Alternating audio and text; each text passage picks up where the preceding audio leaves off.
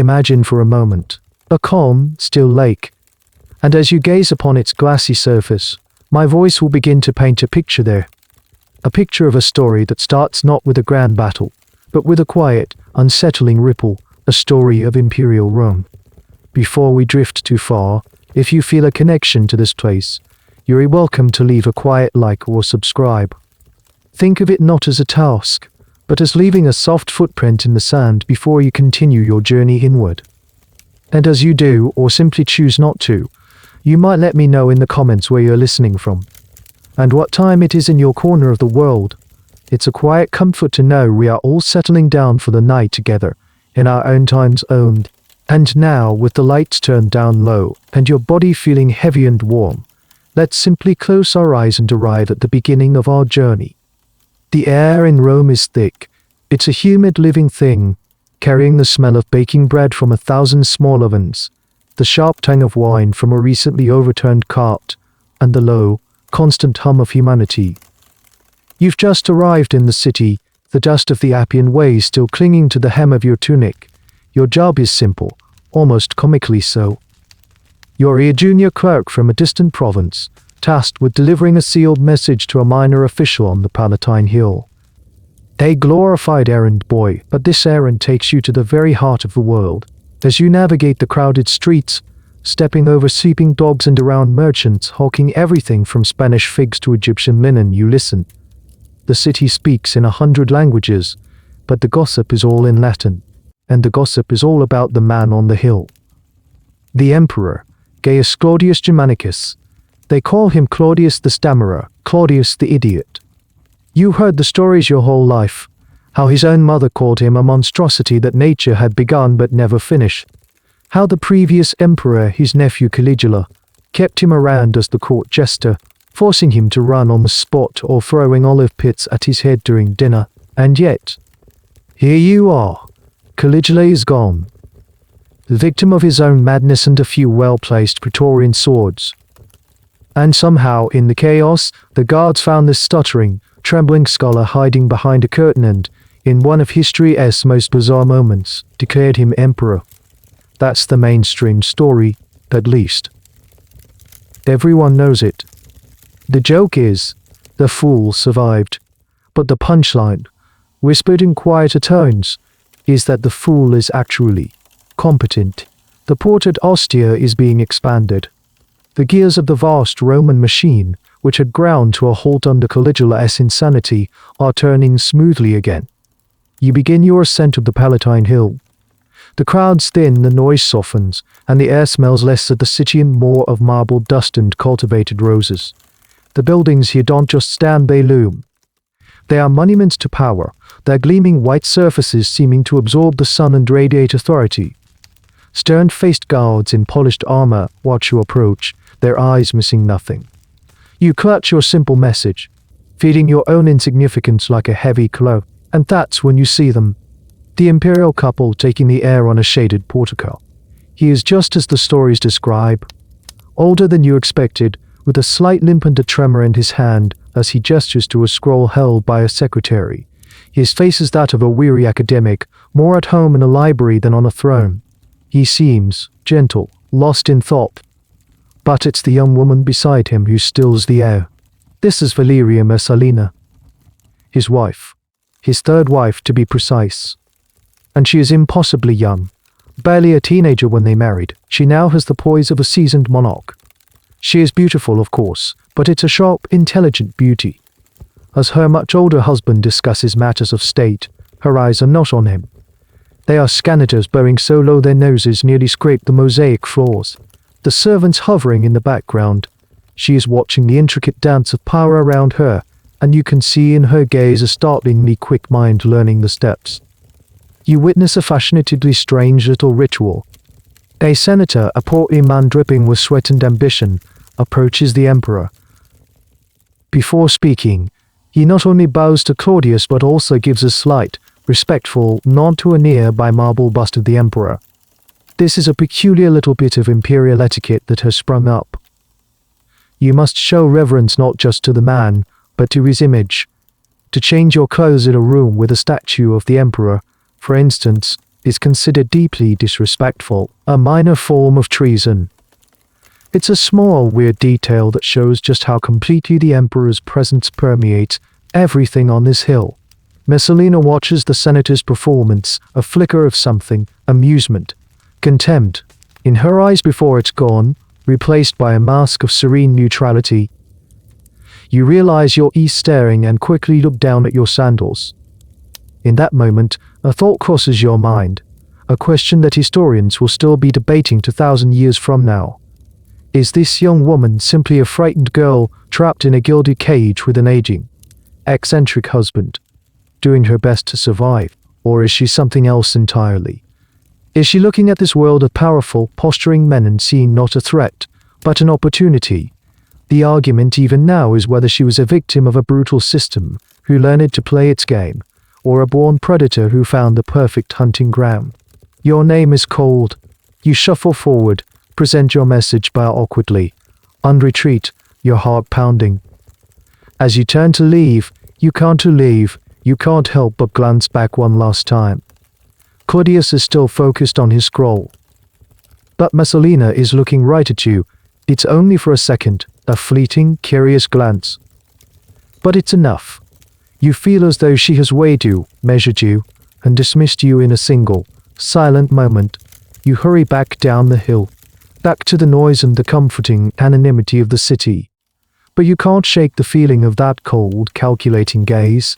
A shadow has fallen across the Palatine, and you were just close enough to feel its chill. You deliver your message and, through some small miracle or bureaucratic oversight, you're not sent back to the provinces. Instead, you're given a new, slightly less menial task, cataloguing old legal scrolls in a dusty archive not far from the Imperial Palace. It's tedious work, but it keeps you on the Palatine Hill, an observer on the periphery of power, and it gives you a unique vantage point from which to study the emperor himself, Claudius. From your small window, you sometimes see him walking in the palace gardens, often alone, head bowed in thought. The public image is still that of a bumbling fool who lucked into the purple. But the truth you're starting to piece together is far more complex. Yes, he stutters. Yes, he stutters. Yes, he walks with a limp. These are the lingering effects of a childhood illness. Something scholars still debate, was it polio, cerebral palsy? But it marked him from birth as an outcast in a family obsessed with physical perfection. He is, at his core, an academic. Before becoming emperor, he was a historian, a scholar of the Etruscan language, a grammarian who even tried to add 3 new letters to the Latin alphabet. You can imagine him, a forgotten member of the imperial family, spending decades in libraries, his only companions the ghosts of the past. He was the family embarrassment, kept far from the public eye. And this, ironically, is what saved him. While his relatives were caught in the lethal power struggles of Tiberius and Caligula, Claudius was ignored. No one bothers to assassinate the harmless family historian. Now, that same historian is running the world's most powerful empire. And HES shockingly good at it. You see the dispatches that cross your desk. HES personally presiding over judicial cases, often for hours on end, showing a deepened, nuanced understanding of Roman law. HES initiating massive public works projects. HES managing the grain supply with meticulous attention to detail. He isn't just rubber-stamping decisions made by others. HES in the thick of it. A micromanager in a toga. He works tirelessly, often falling asleep at the banquet table from sheer exhaustion, much to the amusement of the court. But there's a flip side to this scholarly ruler. He has a blind spot, a gaping, cavernous one, and it's shaped exactly like his beautiful young wife. When Messalina is near, the shrewd administrator, the keen legal mind, simply vanishes. He becomes doting, indulgent, almost pathetic in his affection. You see them together at public functions, and he looks at her with a kind of bewildered pride, as if he can't quite believe his luck. He is a man in his 50s, an emperor who was never supposed to be married to the most desirable young woman in Rome, and he is utterly, completely besotted. You stumble upon a truly bizarre little fact while sorting through some domestic accounts. Claudius, the master of the Roman world, had a peculiar personal habit. He was an avid collector of, well, there's no delicate way to put it, antique dinnerware. Not just any dinnerware, but pieces that had supposedly been owned by famous figures from the past. He would boast to guests about eating from a plate once used by Cicero, or drinking from a cup that belonged to Mark Antony. Whether any of it was authentic is a question no one dared to ask. It's a wonderfully humanizing, slightly goofy detail. The man commanding legions and reshaping the capital city was also a bit of a nerd, a collector of historical memorabilia. This detail paints a picture of a man focused on the past, on tangible connections to history, while the dangerous present is unfolding right under his nose. He trusts Messalina implicitly. He grants her every wish, showers her with honors, and defends her against any whisper of criticism. His powerful freedmen, the trio of ex-slaves, Narcissus, Pallas, and Callistus, who effectively run the imperial bureaucracy, see it. The senators see it. The guards see it. One afternoon, you witness a small telling scene. A senator, known for his stern moral pronouncements, makes a slightly off-color joke in Messalina's presence. It's nothing outrageous, but it's familiar. Messalina doesn't react. Her expression remains a perfect, placid mask. But Claudius, who had been deep in a conversation about aqueduct engineering, goes rigid. His stutter, usually a gentle tremor in his speech, becomes a violent storm of garbled consonant. He publicly berates the senator, not for insulting the empress, but for his general lack of decorum. The senator turns pale, apologizes profusely, and practically crawls out of the room. Claudius thinks he is defending his wife's honor. But what everyone else in that room understood was that the emperor was a shield. A powerful, terrifying, but ultimately blind shield.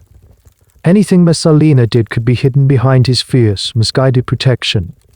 The question of just how much Claudius knew, or how much he chose not to know, is one of those great, unanswerable debates of history. Was he a clueless old man, or was he a master of willful ignorance? Unwilling to face a truth that would shatter his world, as you watch him turn back to his wife, his face softening, his anger replaced by a gentle smile, you suspect it's the latter. He sees what he wants to see, a loyal, loving young wife. And in that gap between perception and reality, a dark garden is being planted, and its roots are starting to take hold in the fertile soil of the emperor's trust. Your quiet life in the archives is soon disturbed. The air on the Palatine Hill has changed. It's subtle, like a shift in the wind before a storm, but you can feel it. There's a new tension in the way people walk, a new guardedness in their eyes, and it all seems to revolve around the Empress. Messalina is no longer just the beautiful, silent girl at Claudius's side. She is beginning to understand the immense, untapped power she holds. Her first moves are small, almost imperceptible. She starts by testing the social boundaries. At a state dinner, a place of rigid protocol and ancient traditions, she will single out a junior senator, a man of little importance, and engage him in a long, animated conversation, ignoring the powerful consuls and patricians seated nearby. On the surface, it's a charming display of humility, an empress who doesn't care for stuffy formalities. But you, watching from the sidelines as you pour wine or deliver messages, see the real effect. The junior senator is terrified and flattered in equal measure. The powerful consuls are subtly insulted, their status momentarily undermined. Messalina is learning how to manipulate the delicate web of status that holds this world together. She is learning that she can elevate one person and diminish another with nothing more than a few words and a well-aimed smile. Then comes the first real test of her influence, a move that is less about social games and more about raw power. It involves a woman named Julia Livilla, who happens to be Caligula's sister and, therefore, popular and very, very royal. She also makes the mistake of being a little too friendly with the emperor. Their conversations are innocent, the affection of an uncle for his niece. But Messalina sees a rival, not for Claudius's love, that she already owns, but for his attention, for his ear, for influence. One day, the whispers begin. They start in the shadowed corners of the palace, pass between servants in the kitchens, and are repeated by senators in the forum. The story is that Julia Livilla is having an affair. A scandalous, adulterous affair with the philosopher Seneca. Seneca, the great Stoic, a man famous for his writings on virtue and self-control. The pairing is so absurd, it's almost brilliant. There is no proof. There is no proof. No evidence. Just the rumor which spreads through the city like a fever. Messalina, of course, plays the part of the wounded, loyal wife. You see her with Claudius, her face a picture of distress, supposedly heartbroken that such depravity could happen within their own family. Claudius, ever the protector of his wife and of public morality, is enraged. He doesn't see the machinations. He only sees the supposed crime. The outcome is swift. Julia Livilla is exiled to a barren island. Seneca is banished to Corsica, all without a formal trial. Messalina has learned a crucial lesson. She doesn't need evidence. She only needs to plant a story in the right ears. She has weaponized gossip. More than that, she has discovered that her husband's deep-seated insecurity and his genuine desire to be a good, moral ruler can be twisted to serve her own ends. He wants to clean up Rome, to restore the old virtues. She realizes she can simply point him at her enemies and tell him they are sinners. You come across a strange detail from this period while sorting through some confiscated documents. It's a list of items taken from Julia Livilla's villa after her exile. Alongside the expected jewelry, fine clothes and furniture, there's an entry for a collection of specially made glass balls. According to the notes, these weren't decorations. They were kept in a bowl of cool water and were used by noble women to cool their hands during the hot Roman summers. It's a wonderfully specific, humanizing touch. In the midst of this high-stakes political drama, you're reminded of the simple, physical realities of life, like the discomfort of a sweltering afternoon and the small luxuries used to combat it. This incident marks a turning point. Messalina has tasted blood. She has eliminated a rival, banished a famous intellectual, and faced zero consequences. In fact, she has been praised for her vigilance. Her position is more secure than ever. The academic debate here is fascinating. Was the attack on Julia Livilla a premeditated act of political cunning, or was it simply a fit of personal jealousy that happened to succeed beyond her wildest dreams? Did she carefully plan the whole affair, or did she just lash out at a rival and then, seeing how easily it worked, realize the potential of this new weapon? We will never know for sure. But as you watch her glide through the imperial halls, her entourage of ladies in waiting growing larger, the bows of the senators growing deeper, you see a new confidence in her step. The young girl is gone. In her place is an empress who has just discovered the first secret of absolute power. The truth is whatever the emperor believes it to be, and she is the one who whispers in his ear. Your work in the archives, once a mind-numbing chore, has suddenly become fascinating. Surrounded by the crackling scrolls of Roman law, you start to see them not as dry, dusty records of the past, but as a collection of sleeping weapons. And you realize that Messalina, with her sharp, intuitive intelligence, is about to walk into this armory and find the sharpest blade of all. You unroll a scroll, its papier stiff with age. It's the Lex Julia de Adultere Ius Coerstins, the Julian law on coercing adultery. It was passed decades ago by the first emperor, Augustus, as part of his grand program to restore Rome's moral fiber. Augustus was a traditionalist, and he was genuinely horrified by what he saw as the loose morals of the Roman aristocracy. So, he enacted this law, and it was shockingly severe. Before Augustus, adultery was a private family matter. A husband could deal with an unfaithful wife as he saw fit, but it was his business. The Julian law changed everything. It made adultery a public crime. For the first time, the state could prosecute people for what they did in the bedroom. And the penalties were brutal. A convicted woman would have half her dowry and a third of her property confiscated. Then, she would be exiled, banished for life to one of the desolate, rocky islands that dotted the Mediterranean. Her partner in the affair would suffer the same fate, confiscation of half his property and exile to an equally miserable, but different island.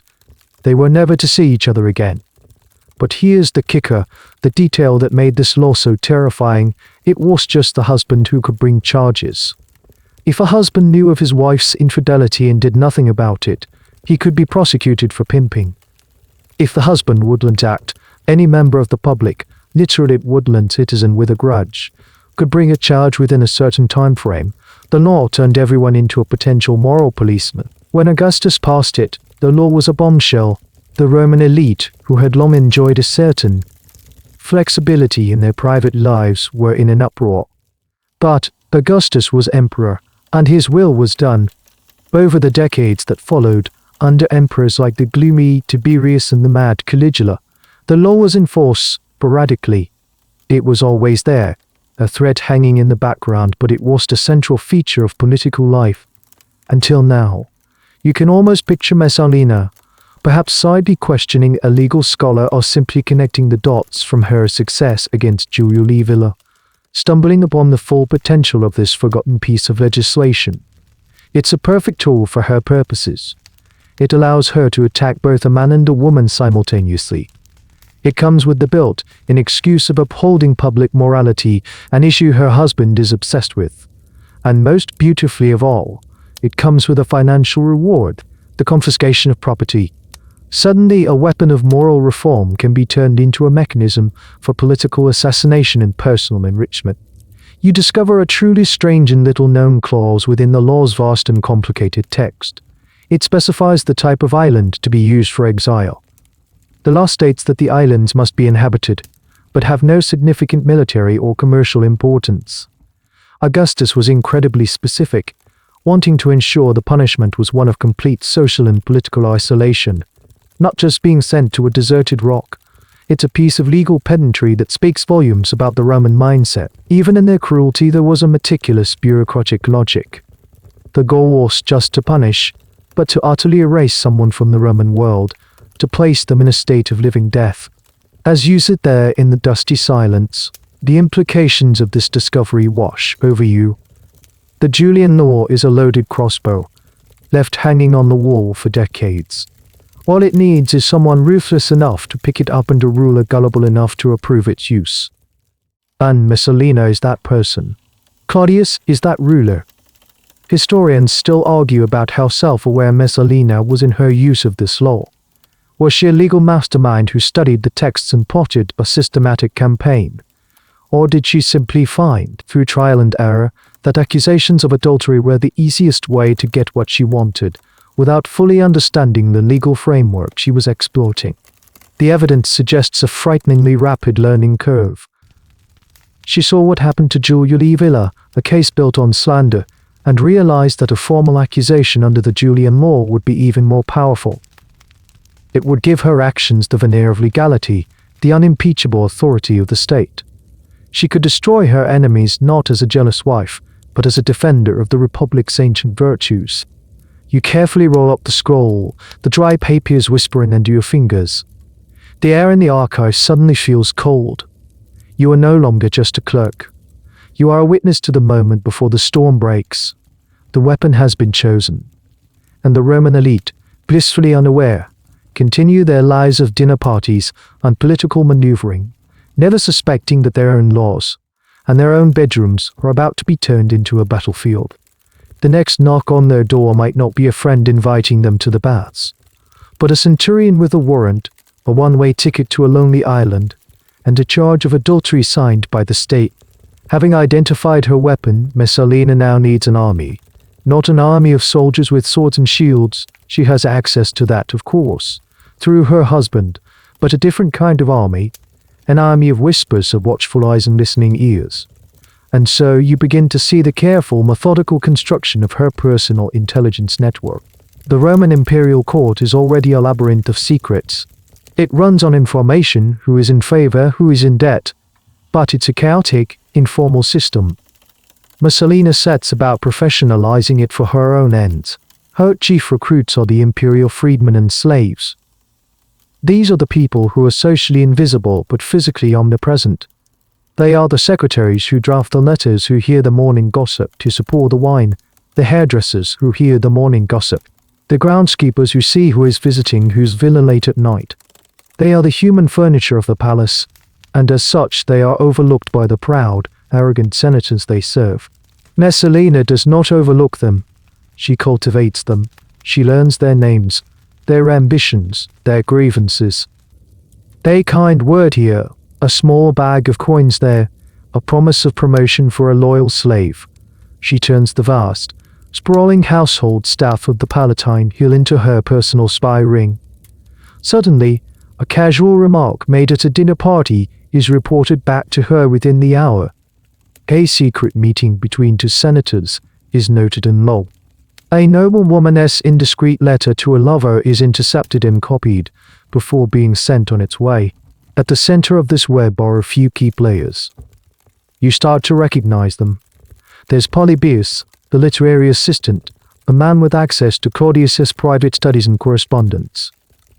There's Callistus, the secretary of petitions, who knows exactly who is asking the emperor for what. These men are already powerful, part of Claudius's inner circle of freedmen administrators, but Messalina offers them a partnership, a way to enhance their own power and wealth by aligning with hers. It's a symbiotic relationship, and for a time it works perfectly. You see this network in action. You're in a crowded forum when two senators are having a hushed, intense conversation. They think they are being discreet, but you notice a fruit vendor positioned just a few feet away who seems far more interested in their words than in selling his figs. Later that day, you see that same vendor slipping quietly into a side entrance of the Imperial Palace. The information is flowing constantly from every corner of the city, back to a single point, the Empress. It's during this time you learn about a peculiar and rather ingenious Roman invention, the Codex. While most official documents and literary works are written on long, cumbersome scrolls, Romans also use a kind of proto-book. It's made of several wax tablets, hinged together with string. You can write a message on the wax with a stylus, close the codex, and seal it. It's the ancient world's equivalent of a locked briefcase. Messalina's agents become masters of intercepting these. A messenger is delayed, a story is concocted, and in a back room somewhere, a skilled slave carefully breaks the seal, reads and transcribes the message in the wax, then reseals the codex so skillfully that the recipient never knows it was tampered with.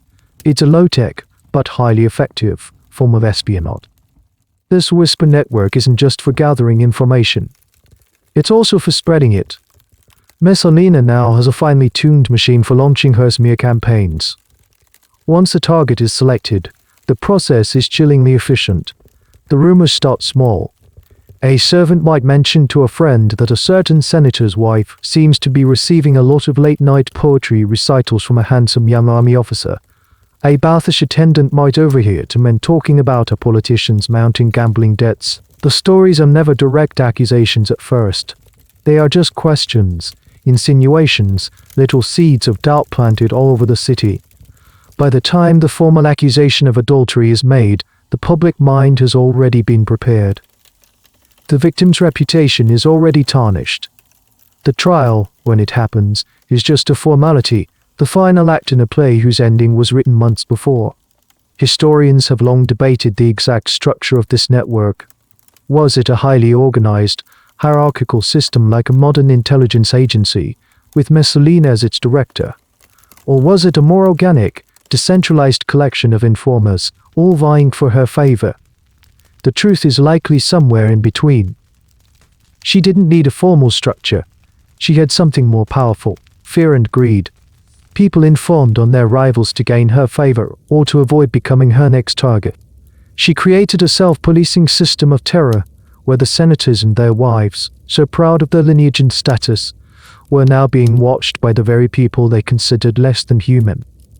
The great irony is that the Roman elite, who defined themselves by their power over others, were ultimately brought down by the powerless people they had ignored for so long, or orchestrated by a woman they had fatally underestimated. The whispers are now in place. All that's needed is the first declaration of war. The machine is built. The weapon is chosen. The whisper network is in place. Now, it needs a test run. A real-world demonstration of its terrifying efficiency. And the target Messalina chooses is both shocking and deeply personal. Her own mother's husband, her stepfather, a man named Appius Junius Silenus. Silenus is a man of impeccable credentials. HES from an ancient and respected patrician family, a former consul, and the governor of Spain. By all accounts, HES a competent and honorable man. Claudius likes him enough to recall him from his governorship and bring him into the very heart of the imperial family.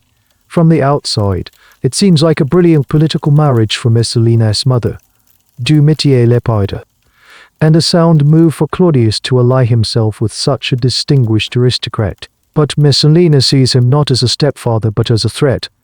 He is popular. He is powerful. He is the emperor's heir. And, most importantly, he is not part of her network. He is an independent power center within the court, and that is something she cannot tolerate. The fact that he is her stepfather makes the act all the more chilling. It is a clear message to everyone else. No one is safe. Family ties mean nothing. The plot, when it unfolds, is a masterclass in psychological manipulation, aimed directly at Claudius's weakest points. It doesn't start with an accusation of adultery. It starts with a dream. One morning, Messalina rushes to Claudius's side, her face a mask of carefully orchestrated terror. She claims she has had a nightmare, a vivid and terrifying vision. In her dream, she saw Empress Messalina murdering the emperor. At almost the same moment, the freedman Narcissus, now firmly in Messalina's camp and one of her chief co-conspirators, bursts in claiming with wide-eyed panic that he has had the exact same dream. You have to pause here to appreciate the sheer audacity of this. It's a ghost story, a piece of cheap theater, played out in the emperor's private chambers at dawn.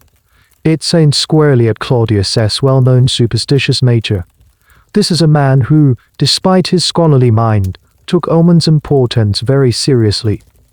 The Roman world was steeped in a belief in the power of dreams as prophecies, and the idea of two people having the same ominous dream at the same time would have been deeply unsettling.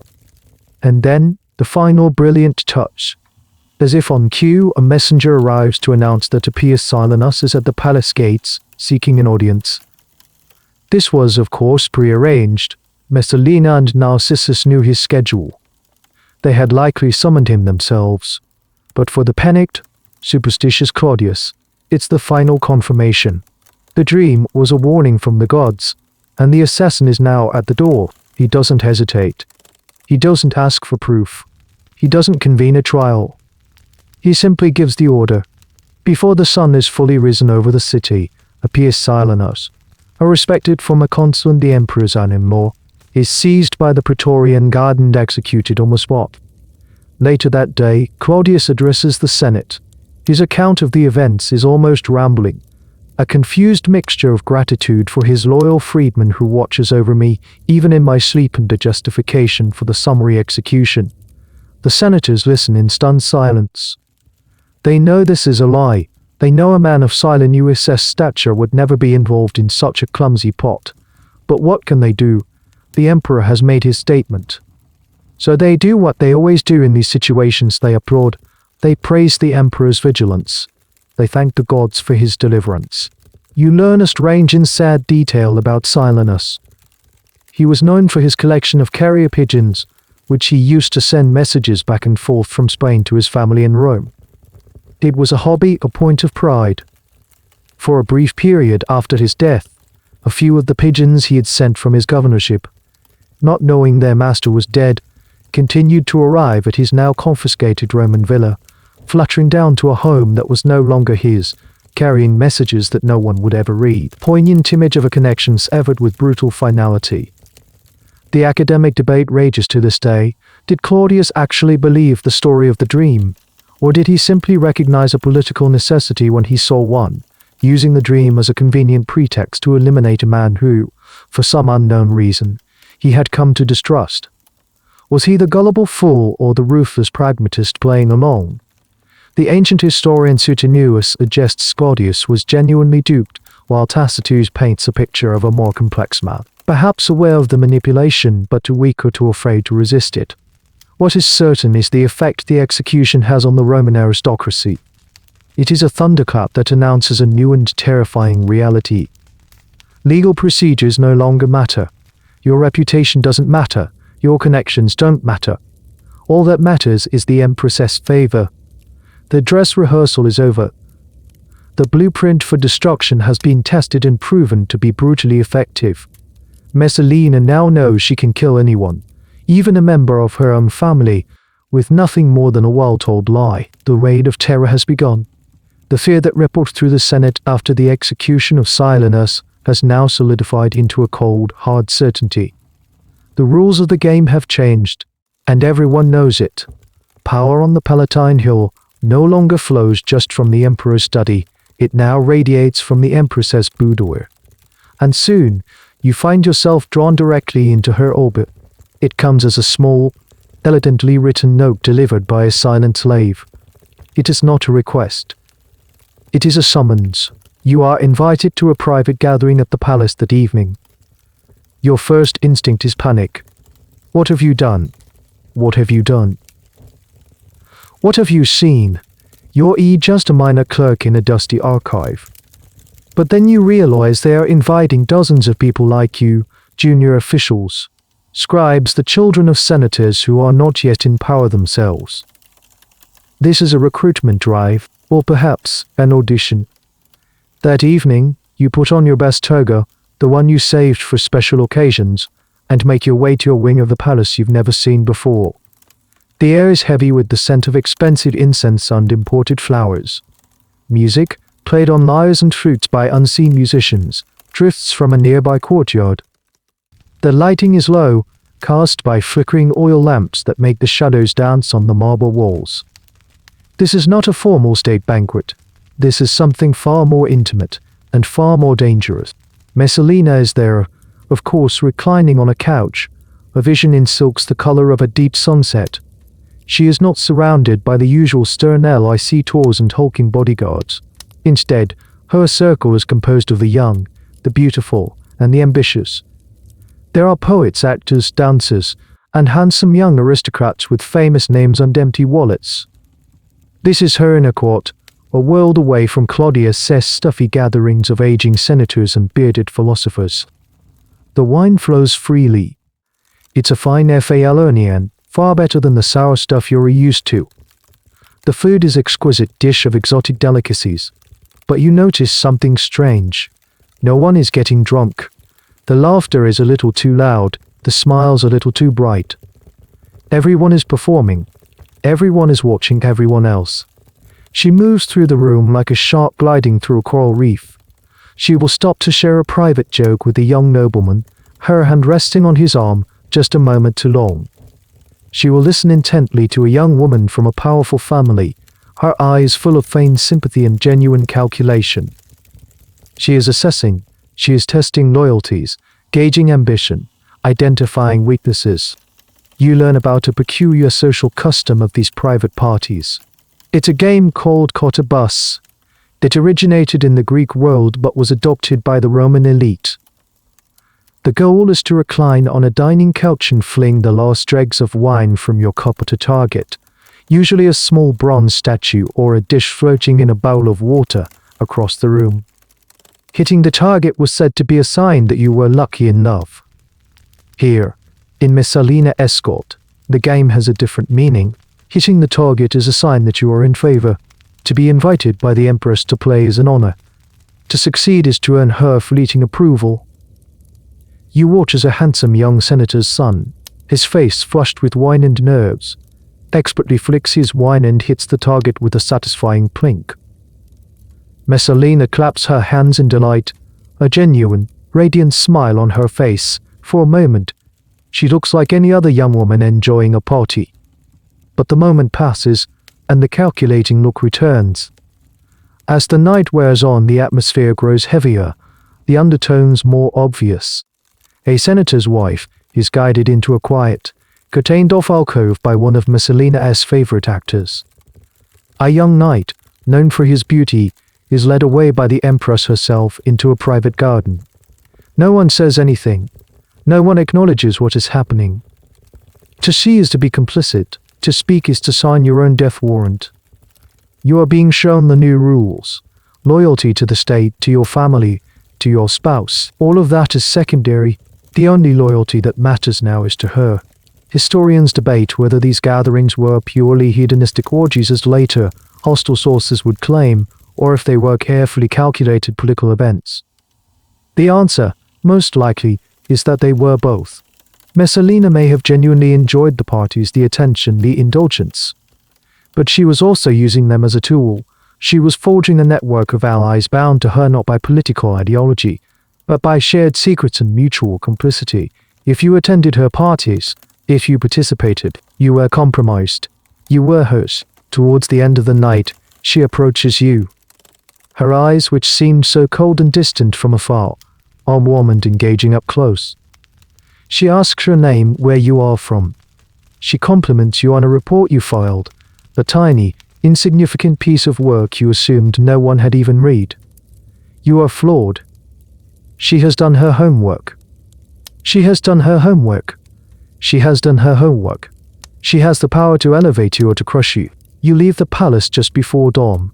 The cool morning air a shock after the heated atmosphere inside. Your head is spinning from the wine and the sheer, dizzying experience. You have been given a glimpse behind the curtain. You have seen the glittering, terrifying heart of the new Rome. It is a world where pleasure is a weapon, and an invitation to a party is the first step into a gilded trap from which there may be no escape. The invitation to the party was a test, a way for Messalina and her inner circle to gauge your temperament, to see if you could be trusted to keep a secret. Having passed, you are now an insider, albeit to the court's undercurrents, and you begin to understand the terrible consequences for those who fail Messalina as tests, or even more dangerously, those who refuse to take them at all. The core of Messalina's strategy is simple. She demands participation. Neutrality is not an option. She approaches a powerful senator, a man known for his traditional values and his devotion to his wife, and makes her intentions clear. Perhaps it's a suggestive remark at a public event, a lingering touch of the hand, or a direct summons to a private meeting. She is the Empress. An advance from her is not a proposition, it is a command.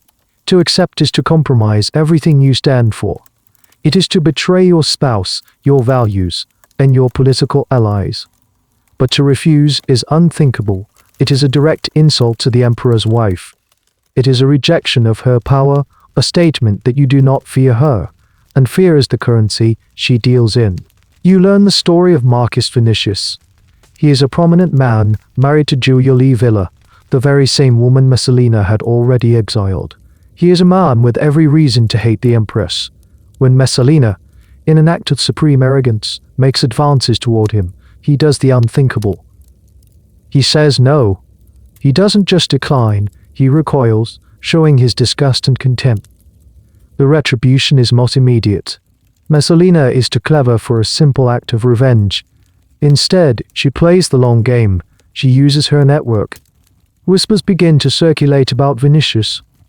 Not about his morality, he is famous for it, but about his ambition. The story she plants is that Vinicius, heartbroken over his wife's exile, is plotting against the emperor. He is trying to build a faction in the Senate to revenge Julia and seize power for himself. It's a baseless lie, but it's a believable one. It plays on Claudius's deepest insecurities. The emperor, who still feels his grip on power is tenuous, is terrified of conspiracies. Narcissus, Messalina's ally, feeds this fear, but a construed conversation here, a suspicious meeting there. Within a few months, Marcus Vinicius is charged with treason. The trial is a sham. The verdict is a foregone conclusion. He is sentenced to death. This is the price of saying no. It isn't just exile. It's a complete and total destruction, wrapped in the veneer of state security and legal process. The lesson is brutally clear to every other senator and nobleman in Rome. You cannot defy her. If you do, she will not attack you for the real reason, your rejection of her personally, but for a fabricated crime against the state. She will use her husband's power to avenge her own wounded pride. You come across a peculiar and grim detail about Roman executions of high-status individuals. Often, to avoid the public spectacle and shame of a common executioner, the condemned were given the choice to take their own life. This wasn't an act of mercy, it was a practical matter. A state-sanctioned suicide allowed the family to retain its property, which would otherwise be confiscated. An official execution meant total financial ruin for the next generation. When you hear that a senator has opened his veins in his bath, you understand it's not just an act of despair, but a final, desperate act of financial planning to save his children from poverty. Many of Messalina's victims meet this end. The academic debate here focuses on the psychology of power. Was Messalina's cruelty born of a deep-seated insecurity? Was she so terrified of being rejected, of being seen as anything less than irresistible and all-powerful, that she had to annihilate anyone who dared to slight her? Or was it pure political calculus? Did she understand that making an example of a few prominent refusers would ensure the compliance of hundreds of others? Tend to paint her as a scorned woman, driven by insatiable lust and petty vengeance. But a more modern interpretation sees a cold, rational mind at work. She was demonstrating, in the most public way possible, the cost of disobedience. You see the effect firsthand. You watch proud, stern-faced men, commanders of legions and governors of provinces, tremble in her presence. You see them at her parties, their faces pale, their laughter forced, as they dutifully flirt with her and her companions. The choice has been taken away from them. They have been forced into a game where the only winning move is to play along, and the price of forfeiting is death. The entire social and political elite of Rome is being drawn into a vast, unwilling conspiracy, their silence and compliance purchased with the most basic of human instincts, the will to survive. The Empress has made her point. The bedroom is now the most dangerous room in the empire. The system of control grows more sophisticated. It's no longer enough to simply demand the loyalty and the physical presence of the men of Rome. Messalina now turns her attention to their wives. She understands that to truly control a powerful family, she must compromise not just the man, but the entire household. Her new strategy is as insidious as it is brilliant. She begins to force noble women into affairs, turning them from potential victims into unwilling accomplices. The process is chillingly methodical. A woman of high standing, perhaps the wife of a consul or a wealthy patrician, receives a summons to the palace. She arrives, expecting a social call, a discussion of fashion or poetry. Instead, she is led to a private chamber where Messalina awaits. The woman is trapped. If she refuses, she and her husband will be targeted, likely with a fabricated charge of adultery against her, brought by one of Messalina's paid informants. Her reputation, her family's honor, and their lives would be destroyed. So, she agrees. She begins the forced affair, living in a state of constant terror. But here is the truly diabolical twist. Once the affair has begun, Messalina's agents make sure to gather evidence of it. A witness is planted to see the lovers together. A letter is intercepted. The noblewoman is now guilty of the very crime Messalina could have falsely accused her of before. She is caught in a trap of Messalina's own making. She has been coerced into betraying her husband, and in doing so, has handed the Empress the very weapon that can be used to destroy her. The purpose of this is twofold. First, it gives Messalina a permanent, powerful husband. The threat of exposure can be used at any time to ensure the husband's political cooperation. He will vote the way Messalina wants in the Senate. He will support her allies and abandon her enemies. His political will is no longer his own. Second, it creates a sisterhood of silence. These compromised women become a shadow court, bound together by their shared terrible secret. They cannot speak out because to expose Messalina would be to expose themselves. They are forced to attend the Empress's parties, to smile and laugh and pretend that they are her friends, all while living with the constant fear that their lives could be ruined at her whim. You see them in the palace corridors, their eyes haunted, their conversations whispered. They are ghosts at the feast, their glamour and high status a fragile mask for their terror. You learn about a strange and sad little industry that flourishes in this atmosphere of the professional poisoner. Women like Locusta, a notorious figure from this era, became quiet celebrities in the Roman underworld for a high price. She could provide a subtle, untraceable poison derived from mushrooms or exotic plants. It's a grim footnote to history that in a world where legal options were non-existent, desperate noble women, trapped in abusive marriages or political nightmares, would sometimes see a discreet vial of poison as their only way out. While there's no direct evidence Messalina herself used these services, her reign of terror certainly created a thriving market for them. The great debate among historians is how widespread this specific practice of forcing noble women into affairs actually was. The ancient historian Tacitus, our main source, presents it as a systematic and common tactic. Some modern scholars, however, argue that this might be an exaggeration, a way to paint Messalina as uniquely depraved. They suggest that while blackmail and sexual coercion were certainly happening, the idea of a formal, organized system of forced infidelity might be a hostile embellishment. But whether it happened to dozens of women or only a handful, the story's power as a deterrent was immense. The mere possibility that Messalina could do this was enough to ensure compliance. You see the devastating human cost of the strategy. You see marriages, once based on affection or at least mutual respect, crumble under the weight of these forced secrets. You see honorable men, trapped by their wives' coerced infidelity, become hollow shells, their public pronouncements a mockery of their private reality. The very fabric of the Roman aristocracy, the family, the bedrock of their entire social structure, is being systematically rotted from the inside out. Messalina is not just attacking individuals, she is attacking the institution of the Roman family itself, turning the private sphere of the home into an extension of her political will. The city's elite are now living in a state of quiet desperation, their beautiful villas transformed into private prisons of fear and shame. As you continue your quiet observations of the court, you begin to understand that Messalina is not acting alone. An empress, even a clever and ruthless one, cannot orchestrate such a wide-ranging campaign of terror by herself. She is the strategist, the queen on the chessboard, but the day-to-day moves are made by a group of men who are, in their own way, as remarkable and as feared as she is, the emperor's loyal servants, the imperial freedmen. These are men like Narcissus Pallas and Callistus. Their titles are unassuming: Secretary of Correspondence, Secretary of the Treasury, Secretary of Petitions, but their power is immense. They are the gatekeepers. Every piece of paper that reaches the emperor, every request for a meeting, every financial report, passes through their hands first. They are Claudius's eyes, ears, and administrative brain. This is a uniquely Roman paradox. In a society built on a rigid class structure and a deep contempt for slavery, the most powerful men in the empire, next to the emperor himself, are freedmen. They were once property, bought and sold like cattle.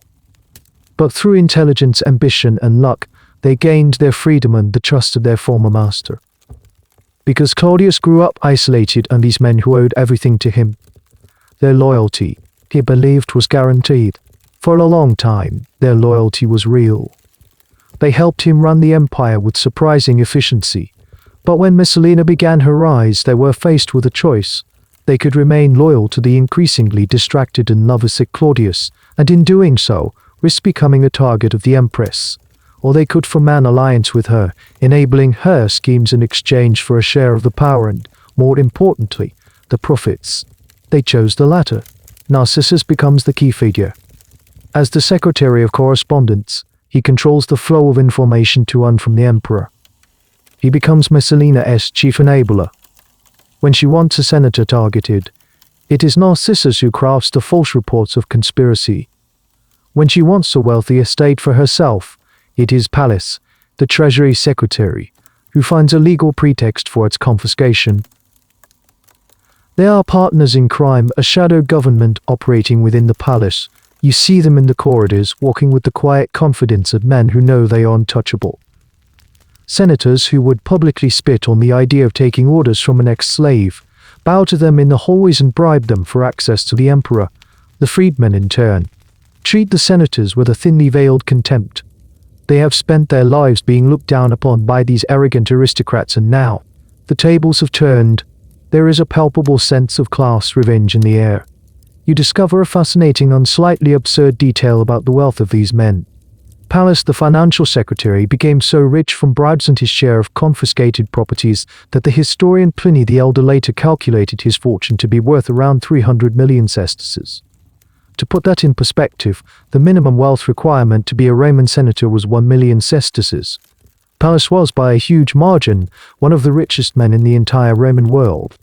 When his brother was appointed governor of Egypt, Pallas was reportedly offered an official vote of thanks and honorary insignia by the Senate for his generosity in allowing his brother to serve the state. The idea of the Senate officially praising a freedman was so shocking it became a running joke in Rome. This alliance between Messalina and the freedman is a marriage of convenience, and a deeply unstable one. Each side knows the other is utterly ruthless.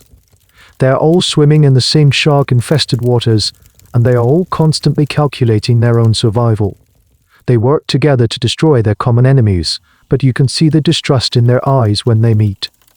They are all gathering information on each other, filing away secrets for a day when their alliance might crumble. The great historical question is, who is using whom more? Was Messalina the pawn of the freedman, a beautiful and convenient distraction while they consolidated their own power and plundered the state? Or were they her tools, the bureaucratic functionaries she used to execute her grand designs? The answer, as is often the case, is probably a bit of both. In the beginning, the partnership was mutually beneficial. Messalina provided the royal authority and the direct line to the emperor's emotions. The freedman provided the administrative know-how and the control over the levers of government. Together, they form a terrifyingly effective triumvirate of power: the empress, the bureaucrats, and the emperor, who remains blissfully unaware that his most trusted advisors and his beloved wife are carving up his empire behind his back. The system is now a well-oiled machine. A target is identified.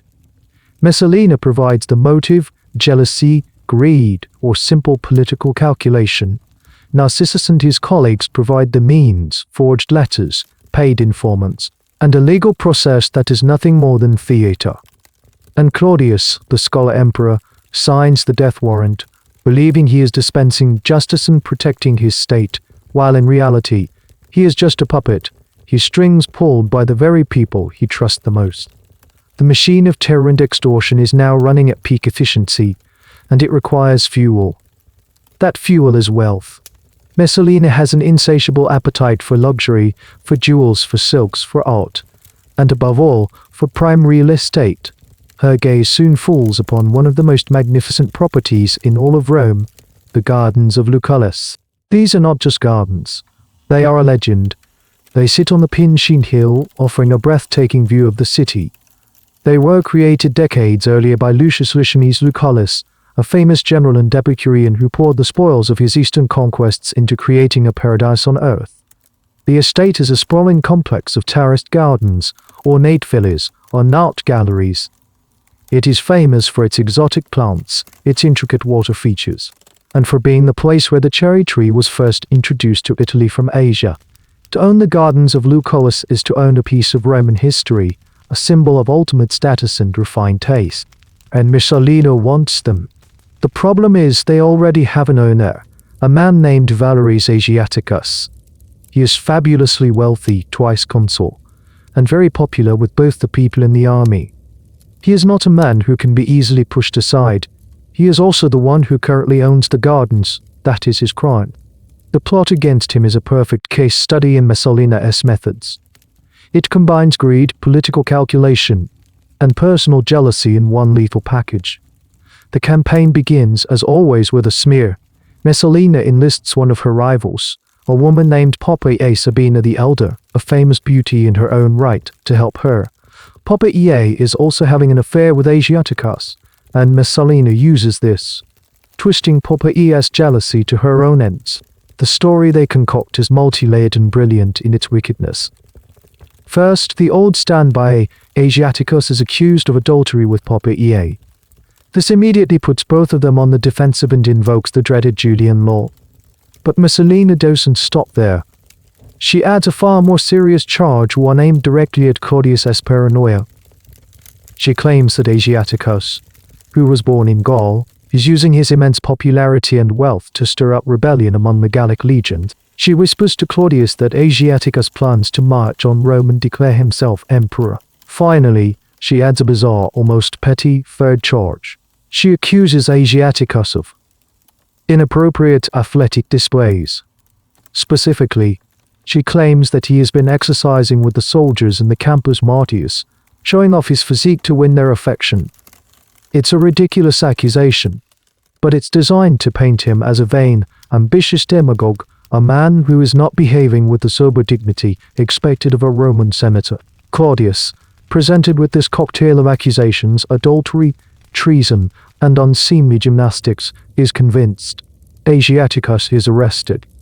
The trial is a farce held in private in the emperor's chambers rather than in a public court. Asiaticus defends himself with dignity and passion. He easily refutes the charges of treason. But when it comes to the charge of adultery, the game is rigged. The key witness against him is Poppaea, his former lover, who has been either threatened or bribed by Messalina into testifying against him. It's during this sham trial that you learn a fascinating and little-known detail about Roman legal procedure. In certain cases, especially those involving treason or crimes against the state, the testimony of slaves could be used. However, a slave's testimony was only considered valid if it was extracted under torture. It was a barbaric system, based on the chilling logic that a slave would only tell the truth if the pain of lying was greater than their loyalty to their master.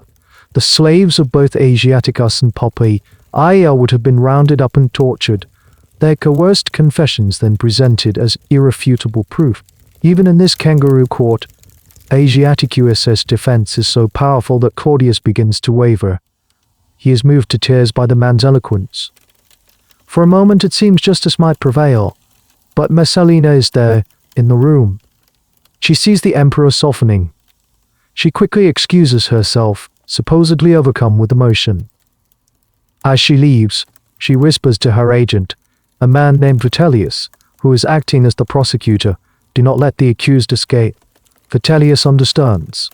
He launches into a long, rambling speech, pretending to be moved by Asiaticus's plight. He recounts Asiaticus's great service to the state, his friendship with the emperor. And then he makes a final, terrible suggestion. In light of his past service, he says, Asiaticus should be granted a great mercy, the freedom to choose his own manner of death. Claudius, confused and emotionally exhausted, latches onto this as a compassionate compromise. He agrees.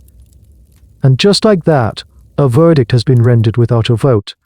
Asiaticus is condemned. He is given the privilege of suicide. His final hours are a testament to his character. He calmly inspects the funeral pyre being prepared for him, ordering it to be moved so that the smoke will not damage the ancient trees in his beloved gardens. Then he goes inside, opens his veins, and dies. The academic debate here centers on the role of Vitellius. Was he a loyal agent of Messalina from the start, or was he a political survivor who saw which way the wind was blowing and made a split-second decision to save himself by sacrificing Asiaticus?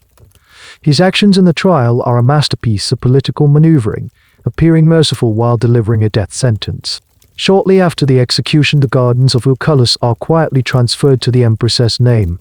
She walks through her new property, admiring the ancient trees and the magnificent views, her footsteps falling on ground that was paid for with a good man's life. The message to the Roman elite is now complete. Not only are your lives forfeit, but so is your property. Anything you own, no matter how grand, can be taken by the Empress if she happens to desire it. The case of Valerius Asiaticus was a landmark in Messalina's reign of terror, a clear demonstration that wealth and popularity were not shields, but targets. Now, with the magnificent gardens secured, you witness the system of predation expand. It is no longer just about eliminating threats or satisfying personal whims. It's about the systematic acquisition of wealth and the consolidation of power. And the primary tool for this is the one place that is supposed to be a sanctuary of truth and reason, the Roman culture. You find yourself with a new temporary assignment. Your neat handwriting and knowledge of legal formulas have earned you a spot as a junior scribe during a series of high prey from the dusty archives. This is a far cry from the dusty archives. You are now in the front row, watching justice itself be dismantled and reassembled into a theatrical production of Messalina's will. The Senate House, the Curia, is an imposing building in the Forum. Inside, hundreds of senators in their white, purple striped to gas are arranged in tiered seating. The air is thick with tradition and the weight of history. This is where Cicero railed against Catiline, where Caesar's fate was debated. It is supposed to be the heart of Romanate, as of law and order, but under Messalina's influence, it has become a state. The defendant is brought in, another wealthy senator, perhaps one who has a coastal villa Messalina covets, or who has voted the wrong way on a recent proposal. The charges are read out. It's almost always the same formula, adultery, combined with some vague accusation of disloyalty to the emperor or practicing magic. The magic charge is a particularly useful one. It's impossible to disprove and plays on the deep-seated superstitions of the age. The prosecutor stands to speak. He is one of Messalina's men, a senator who owes his career to her. He doesn't present evidence in the way you would expect. There are no witnesses who can be cross-examined, no verifiable documents. Instead, he presents a narrative, a story. He paints a picture of a depraved, ambitious man, weaving together rumors, innuendo, and outright lies into a compelling, theatrical performance. He will weep for the emperor's safety, he will rage against the defendant's immorality. It is a performance worthy of the Colosseum. Then the witnesses are brought forward. They are Messalina's agents, paid informants, or people being blackmailed themselves. A slave, his face bruised and his eyes full of terror, will mumble a confession that was clearly beaten into him. A former friend of the defendant, his own family now under threat, will reluctantly testify to a treasonous remark he overheard. You witness a fascinating uncorrupt legal practice firsthand. Roman law had a concept known as dilatorales. These were professional informers.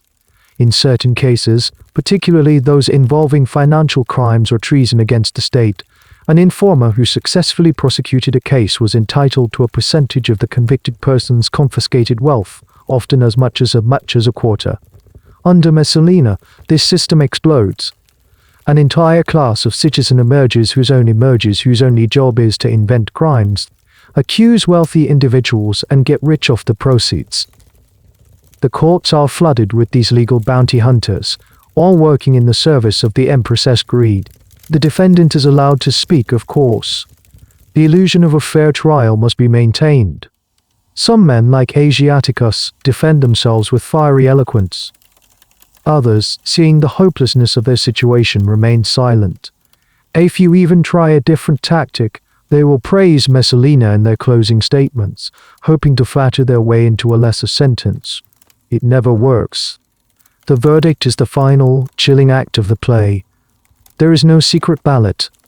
The presiding consul, another of Messalina's allies, asks each senator to give his verdict aloud by name.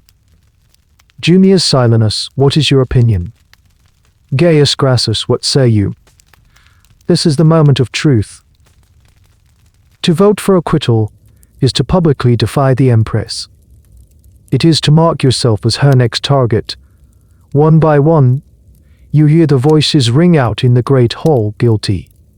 Guilty, guilty. The threat is palpable. Men are forced to condemn their own friends and colleagues to death or exile, simply to save themselves. The academic question that arises from this is about the passivity of the Senate. Why did this body of hundreds of powerful, wealthy, and supposedly honorable men allow a 20-year-old woman and her circle of freedmen to terrorize them?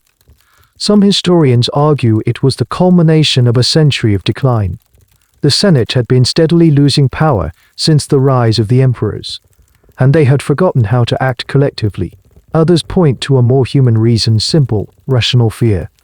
When resistance means certain death for you and your family, collaboration becomes the only sane choice. As the condemned man is led away by the guards, you look around at the faces of the senators. You see no triumph, no sense of justice done. You see only fear, shame, and a desperate, hollow relief, the relief of the survivor. They have lived to see another day, but they all know the play will be staged again tomorrow with a new victim and the same inevitable ending. Justice in Rome is no longer blind, and it takes its orders directly from the Empress. The trial is over. The condemned senator has been led away, and the other men file out of the curia, their faces grim, their movements stiff. They are just there to gas, trying to physically shrug off the shame of what they have just participated in. They will go home to their villas, eat their dinner, and try to forget. But you, sitting with your ink-stained fingers in your stack of papers, you will forget. You have seen more than just a single injustice. You are beginning to perceive the shape of the vast, invisible architecture of control that now governs this city.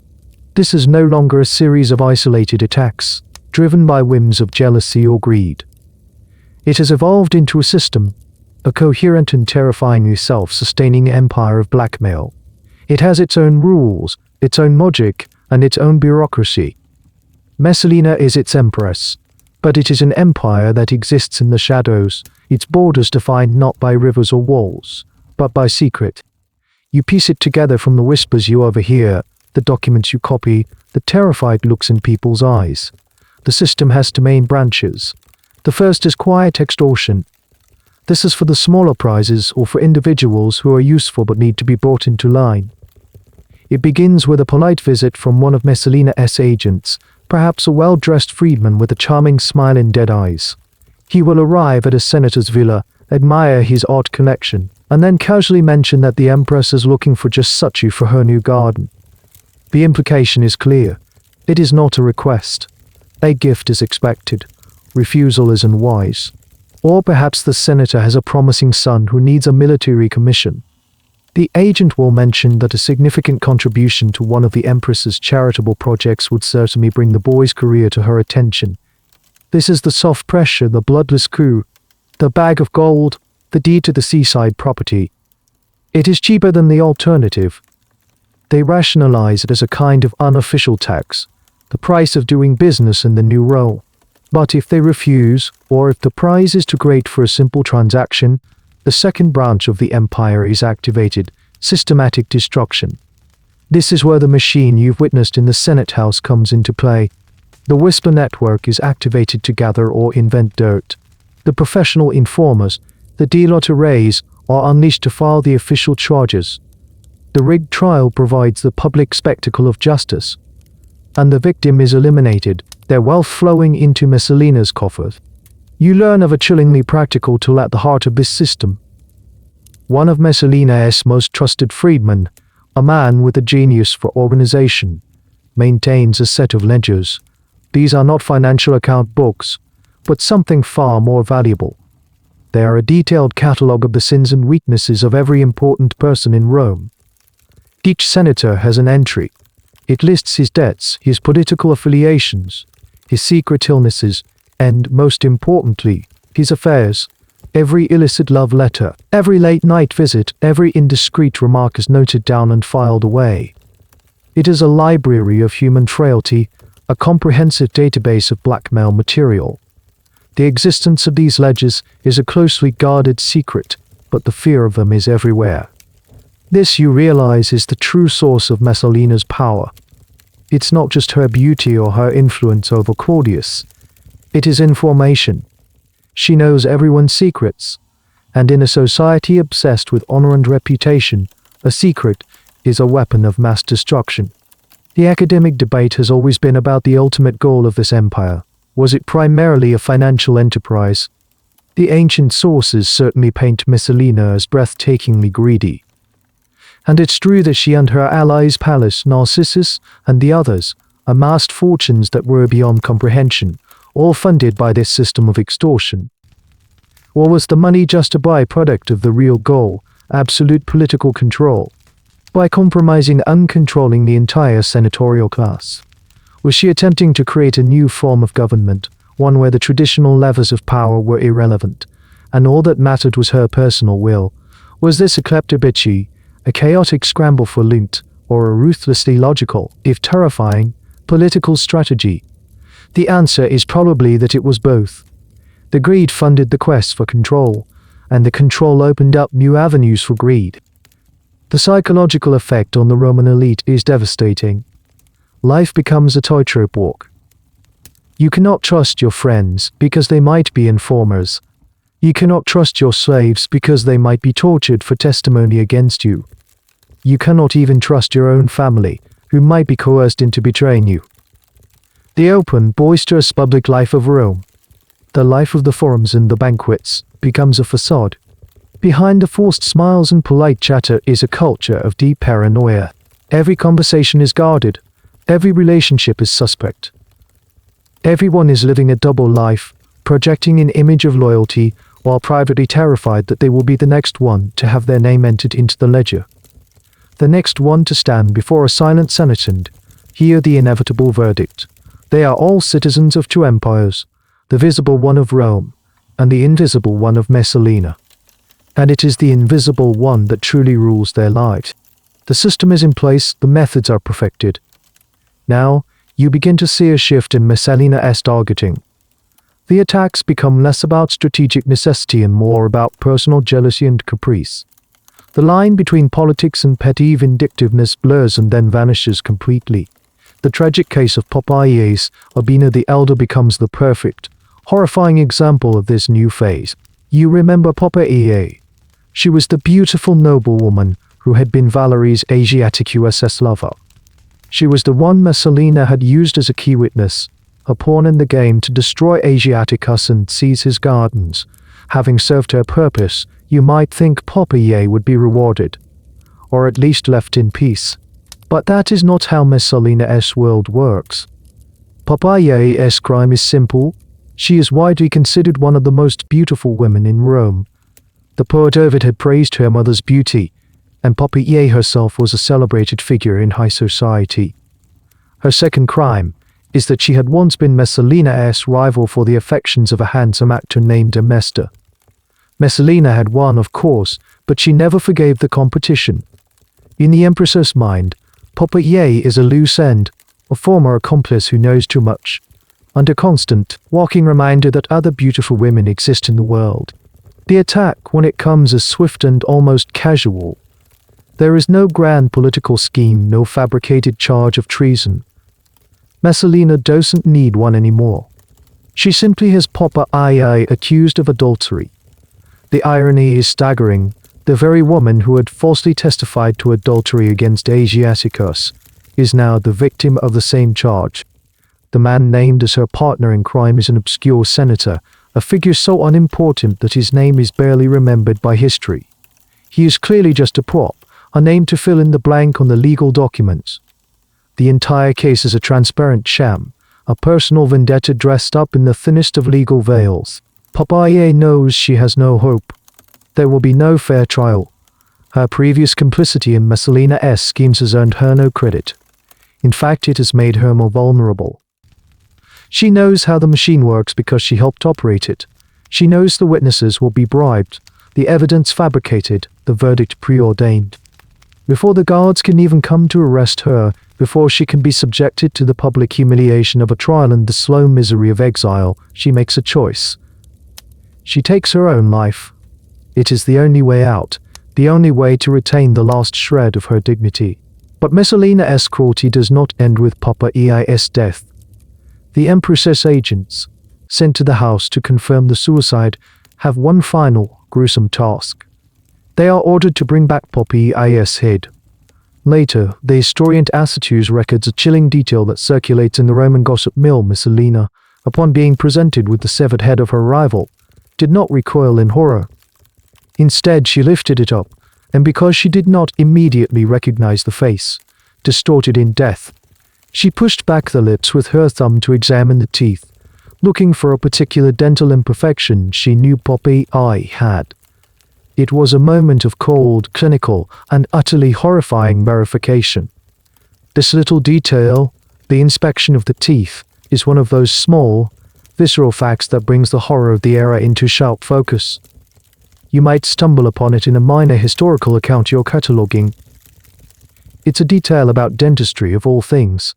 The Romans, particularly the wealthy, had surprisingly advanced dental care. They used bridges made of gold wire and false teeth carved from bone or ivory. A distinctive piece of dental work could be as unique as a fingerprint. For Messalina, it was the final confirmation that her rival was truly gone. The historical debate around this story is intense. Is the detail about the head and the teeth true, or is it a piece of gruesome slander, invented by later historians hostile to Messalina to paint her as an inhuman monster? It's impossible to know for sure. But the fact that the story was told in belief shows the kind of reputation she had cultivated. It was a reputation for a cruelty so profound that nothing seemed beyond the realm of possibility. The death of Papa Ea sends a new kind of chill through the Roman elite. The previous victims, like Silanus and Asiaticus, were men of great political power. Their destruction could be rationalized, however cynically, as part of a political game.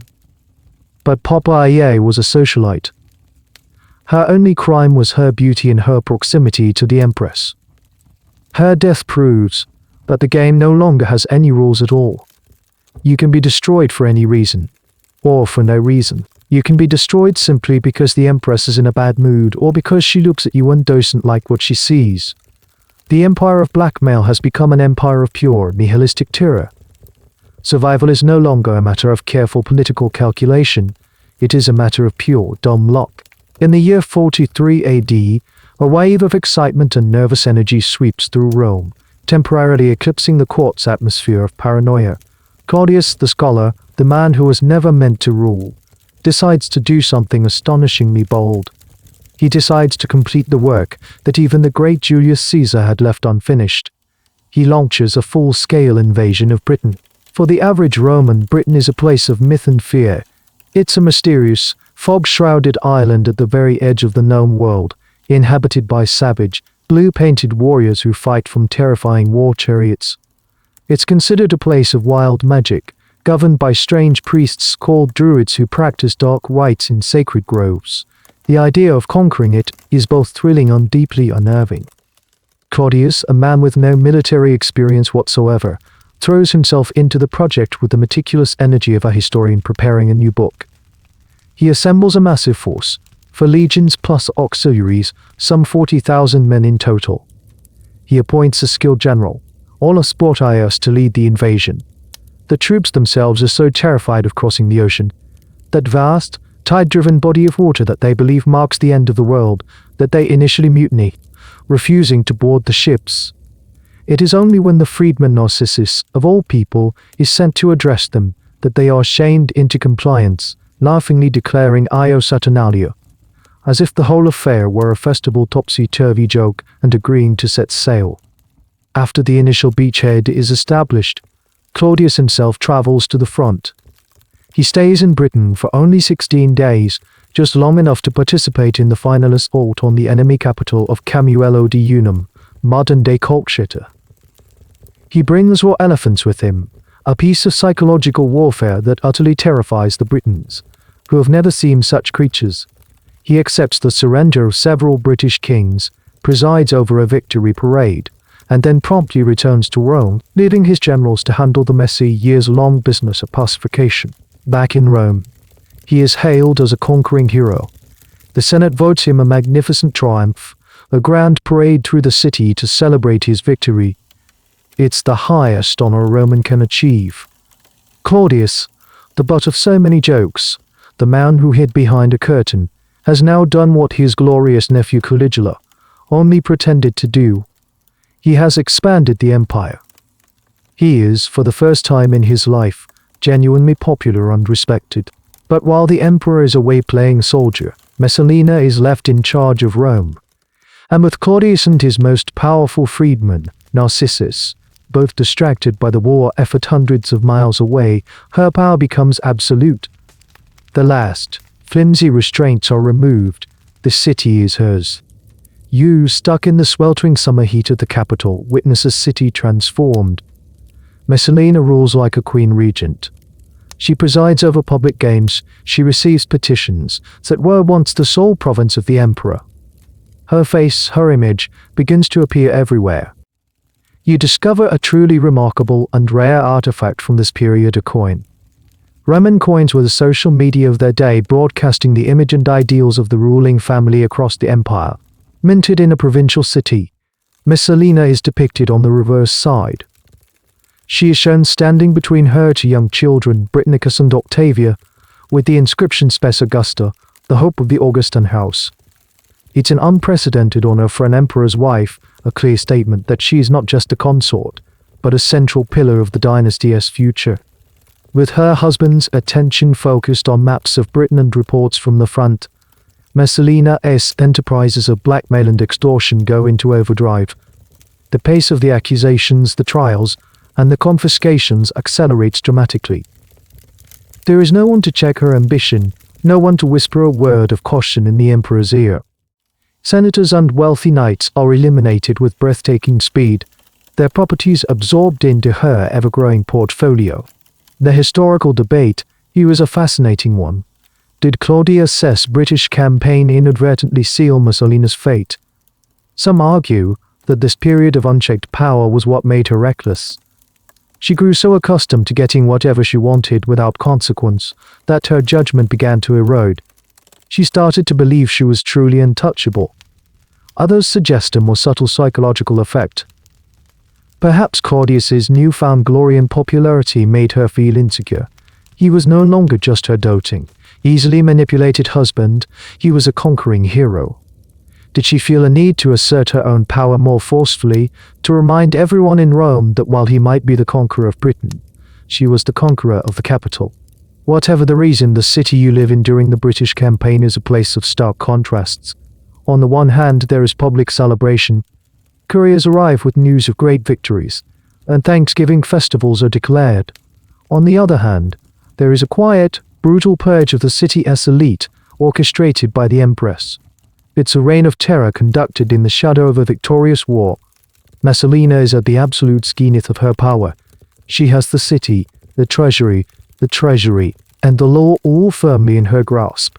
And as she stands on the Palatine Hill, looking down on a city that is now hers in all but name, she begins to entertain a thought that will prove to be her most dangerous and her last great ambition.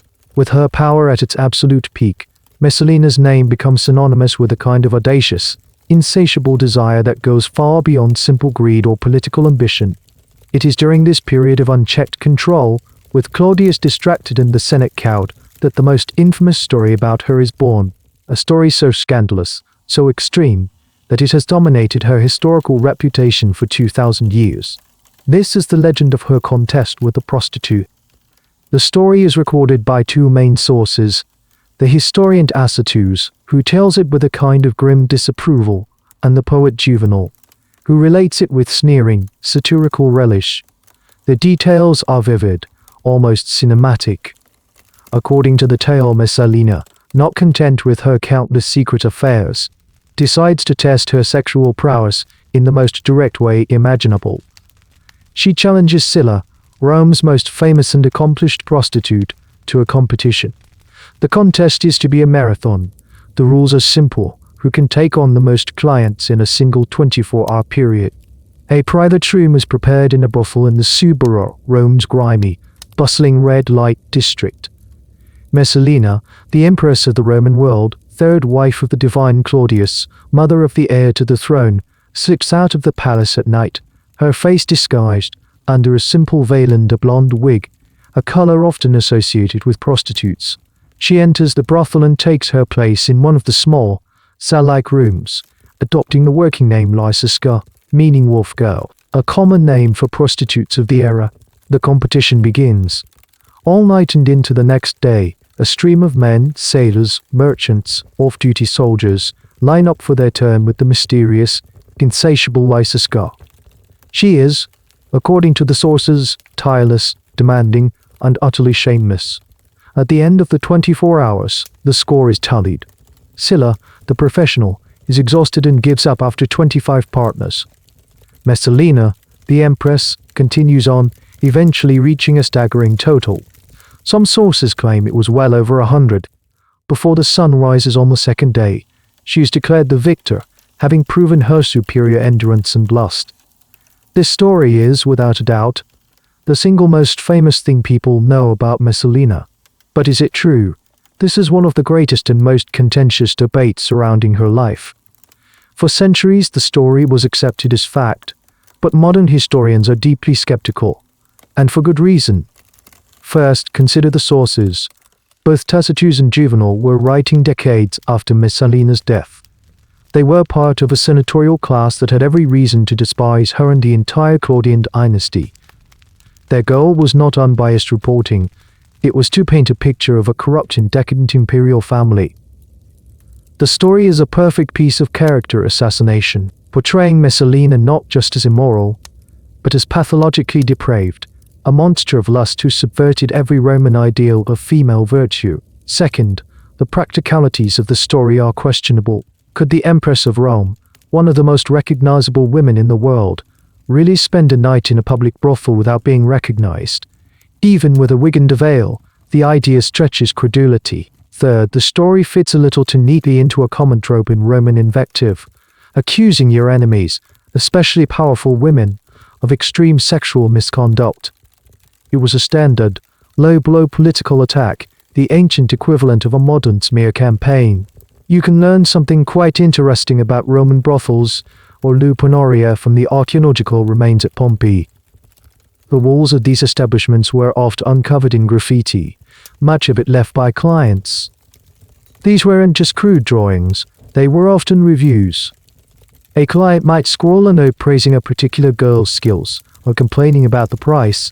It was a kind of ancient Yelp, a public forum for rating and discussing the services on offer. The idea of the Empress's performance being discussed in such a public and vulgar way would have been the ultimate humiliation, which is likely why her enemies invented or embellished the story.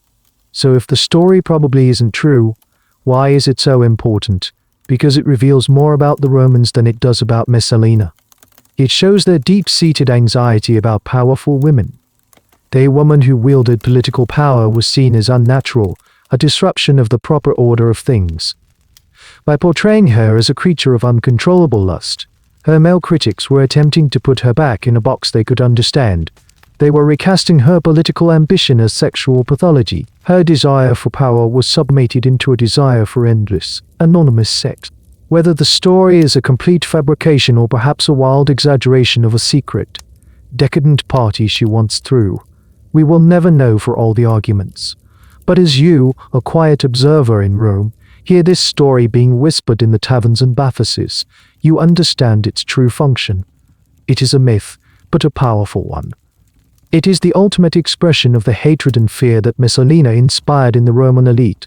They couldn't attack her in the Senate, so they attacked her in the bedroom, creating a caricature of depravity so potent that it has almost completely erased the historical reality of the cunning political operator who brought them all to their knees. The wild, unbelievable stories like the contest in the brothel are a symptom of a deeper problem. Messalina is becoming less a person and more a caricature of her own power. The years of unchecked authority, the constant indulgence, the absence of anyone willing or able to say no, it all starts to take a toll on her judgment. You begin to notice the change.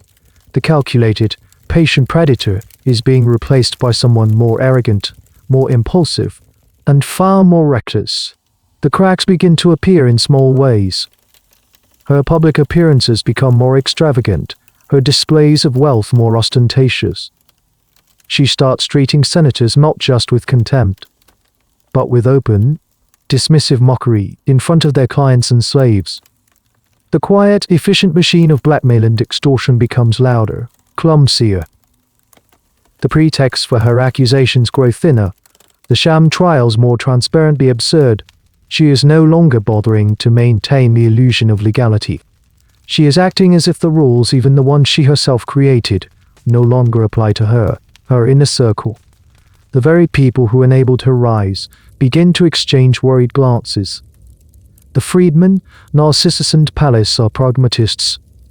They allied with Messalina because it was profitable and it enhanced their power, but their ultimate loyalty is to themselves. And they are beginning to realize that the Empress is becoming a liability. Her increasingly erratic behavior is drawing too much attention. It's one thing to run a discreet extortion racket. It's another to behave like a tyrant in a Greek tragedy, openly daring the gods to strike you down. You witness a telling incident at the public games. An actor, a man named Nestor, whom Messalina famously desires, initially refuses her advances. He is afraid of the emperor's wrath. In the past, Messalina might have used seduction or subtle threats to win him over. Now, her methods are crude and direct. She goes straight to Claudius and, with a straight face, complains that the actor is refusing to obey a direct order from her. She asks the emperor to personally command Nestor to do whatever she asks of him, without question. Claudius, ever indulgent and likely assuming it has to do with some theatrical performance, agrees. He summons the terrified actor and gives him the order. Nestor, now trapped by the emperor's own words, has no choice but to comply. Messalina has not just had an affair. She has made her husband an unwitting accomplice, using his imperial authority as a tool for her own personal gratification in the most blatant way imaginable. This story, which quickly circulates through the palace, is a turning point in how she is perceived. It's no longer just about fear, it's about absurdity. The Empress's behavior is becoming a scandal that is impossible to ignore, an open secret that makes the emperor look like the biggest fool in Rome. You come across a bizarre and illustrative bit of Roman social etiquette while sorting through some domestic records. It concerns dinner parties. It was considered the height of bad manners for a host to serve different qualities of wine to different guests. Giving the high-status guests the expensive Falernian vintage while serving cheap, sour wine to the lower-status guests was a major social faux pas, a sign of a Stygian classless host. The poet Juvenal complains about this practice bitterly. Messalina's behavior is a political version of this. She is no longer even pretending to treat the Roman elite with the respect their status demands. She is serving them all the cheap wine of her contempt, and she doesn't care who notices. Historians still debate the precise cause of this shift. Was it a psychological breakdown, a case of absolute power corrupting absolutely? Did she, after so many years of success, simply start to believe her own propaganda, that she was an untouchable bodice who could do no wrong? Or was it a more calculated, if deeply misguided, political strategy? Did she believe that by making her power so absolute and so terrifyingly arbitrary, she could crush any potential for resistance before it even began? Was she trying to transition from a hidden power to an open and acknowledged one? Whatever the cause, the effect is clear. She is alienating her allies and uniting her enemies. The senators who once feared her in isolation are now beginning to murmur to each other in quiet corners. They see her recklessness and sense an opportunity. Even the common people, who are largely unaffected by her purges of the elite, are starting to hear the scandalous stories. The myth of the virtuous imperial family, which Claudius has worked so hard to cultivate, is beginning to crumble. Messalina, in her arrogance, doesn't see it. She stands at the center of her web, but she has forgotten that a web is a fragile thing. She has pulled all the threads too tight, and now, with the slightest tremor, the entire structure could be about to collapse. The whisper network she created is still functioning, but for the first time, some of the whispers are about her. The freedmen who are starting to calculate the odds of her survival and their own. In the midst of this growing recklessness, Messalina's ambition takes a final fatal turn. It ceases to be about money or power in the abstract. It becomes focused with a terrifying intensity on a single person. His name is Gaius Silius. Silius is everything Claudius is not. He is young, dashingly handsome, intelligent, and from one of Rome's most distinguished patrician families. The historian Tacitus, not a man given to easy compliments, calls him the most attractive nobleman in the city. He is also a gifted orator and the consul designate for the coming year, meaning he is on the cusp of reaching the very pinnacle of a conventional Roman political career. He is, in short, the ultimate prize. And Messalina becomes obsessed with him. Their affair is not like the others. It is not a discreet, late-night rendezvous or a coerced act of political submission. It is a grand public spectacle. Messalina throws all caution to the wind. She showers Silius with gifts, money, honors, and priceless antiques stripped from the homes of her victims. She forces him to divorce his respectable noble wife, Junia Silene. She spends so much time at his house that it practically becomes a second imperial palace. The servants of the Palatine are marched across the city to attend to her at Silius's residence. Their affair is the most open secret in Rome, a daily slap in the face to the absent, oblivious emperor. You, like everyone else in the city, can only watch this brazen display with a kind of horrified fascination. You see them riding together in a litter, their faces hidden through the crowded forum. You hear the stories of the lavish parties they host, where the traditions of old Roman families are openly mocked. Silius, for his part, seems to be a man caught in a golden trap. He is not a fool. He understands the immense danger of his position. He knows he is playing with fire, that at any moment the emperor could return to the city or simply be told the truth, and his life would be over in an instant. Tacitus gives us a fascinating psychological portrait of Silius. He claims that Silius initially tried to refuse Messalina's advances, but she refuses certain death, so he swings to the other extreme. He embraces the danger, hoping that by diving into the affair completely, by becoming indispensable to Messalina, he can somehow ride the tiger and survive. He is a gambler who has been forced to the table and decides to go all in. During this period, you encounter a peculiar aspect of Roman property law that Messalina exploits. When a person was condemned and their property confiscated, their house or domus became state property. Often, these magnificent homes were then gifted by the emperor to his favorites. Messalina strenuously this process. She will have a man executed, and on the very same day, she and Silius will be seen moving into his former home, inspecting the art and planning renovations while the memory of the previous owner is still fresh. It's a chillingly direct and public display of her power to take not just a person's life, but their very identity, their home, their place in the city.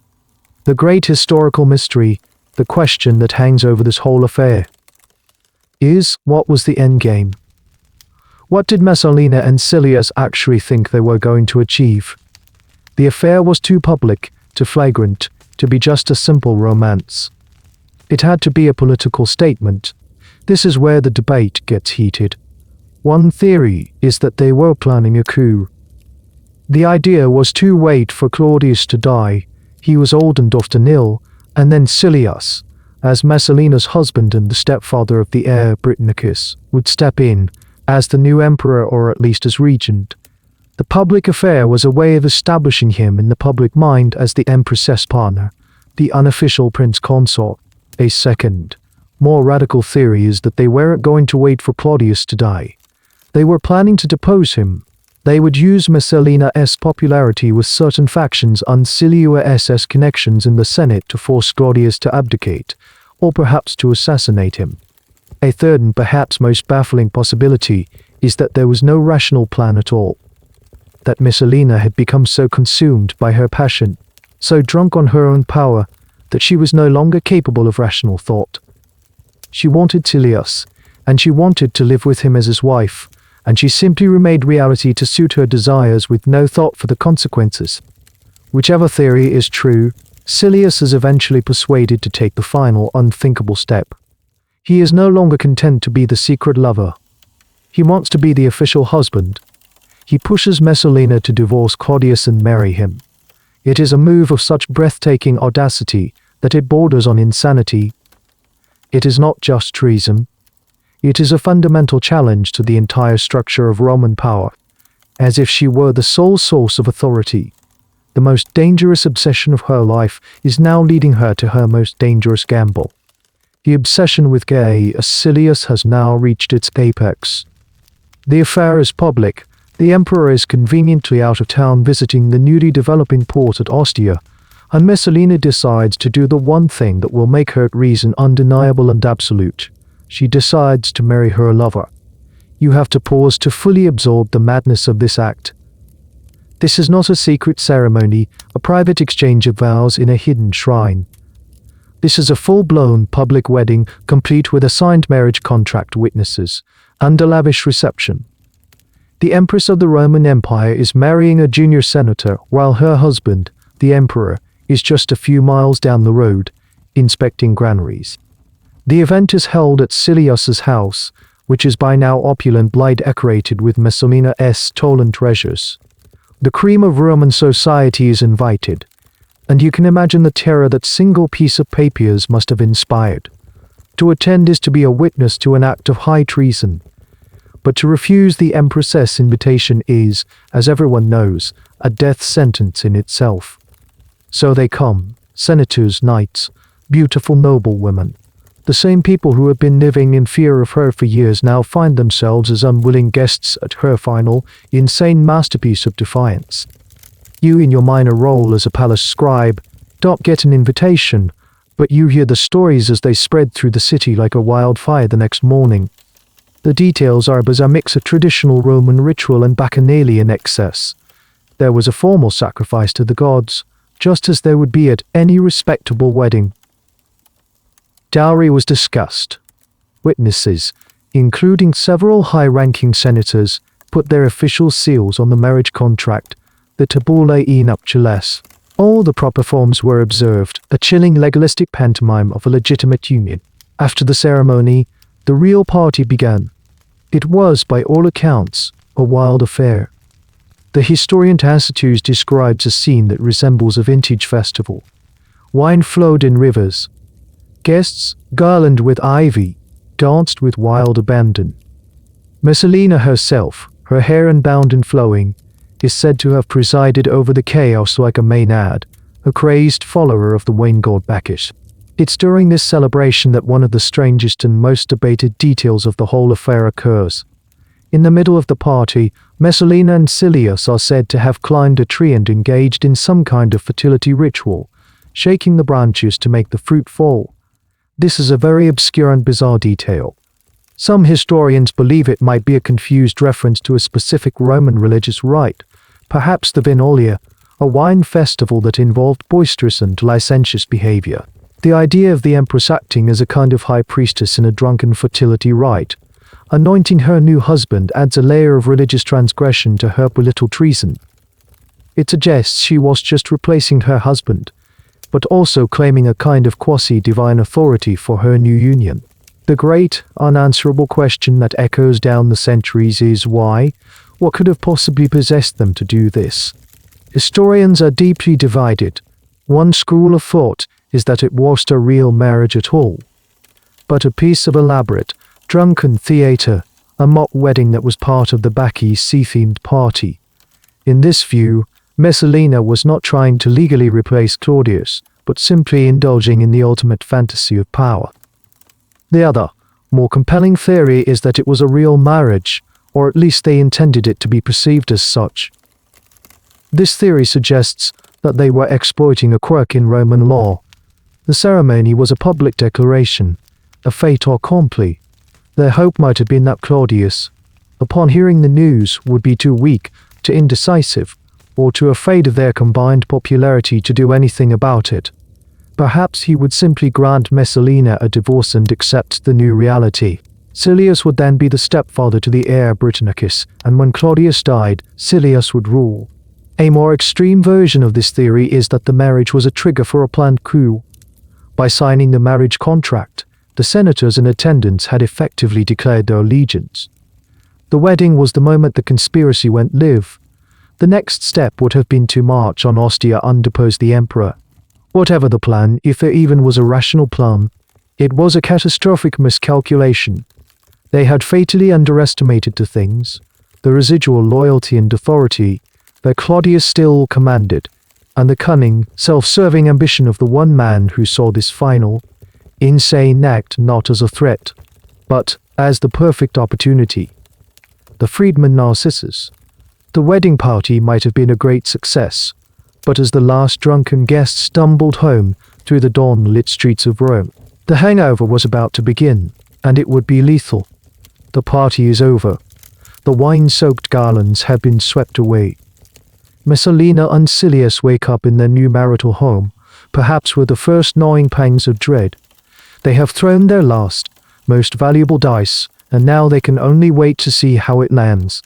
The news of the wedding, the most explosive secret in Rome, is spreading, and it is about to reach the one person who can turn that secret into a weapon, Narcissus. Narcissus, the emperor's secretary of correspondence, is in Ostia with Claudius. For years, he has been Messalina's chief enabler, her partner in crime, the bureaucratic engine that powered her reign of terror. He has grown fabulously wealthy and powerful in her service, but Narcissus is, above all else, a survivor, and he is a master of political calculation. He has been watching Messalina's growing recklessness with alarm. a threat not just to the state, but to his own neck. He knows that if she falls, she will drag everyone associated with her, including him, down with her. The wedding is the final proof. It is an act of madness so profound that it cannot be sustained. It is a declaration of war on the emperor, and in a war between Messalina and Claudius, Narcissus knows who holds the ultimate trump card. The Praetorian Guard, the only soldiers who matter, and their loyalty is to the emperor, not his wife. He realizes this is his moment. He can no longer afford to be her partner. To save himself, he must become her executioner. He must get to Claudius first, control the narrative, and position himself not as Messalina's accomplice, but as the emperor's loyal, vigilant savior. It is a move of breathtaking treachery and ruthless pragmatism. The scene, as recounted by Tacitus, is pure drama. Narcissus doesn't just quietly inform the emperor. He stages a theatrical production.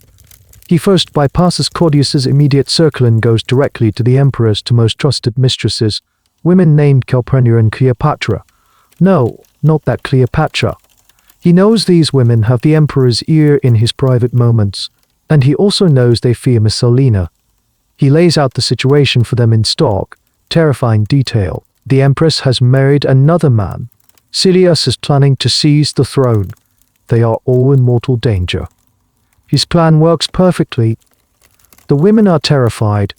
Calpurnia, the braver of the two, waits for a private moment with Claudius. She throws herself at his feet, weeping, and dramatically reveals the news. Do you know you are divorced?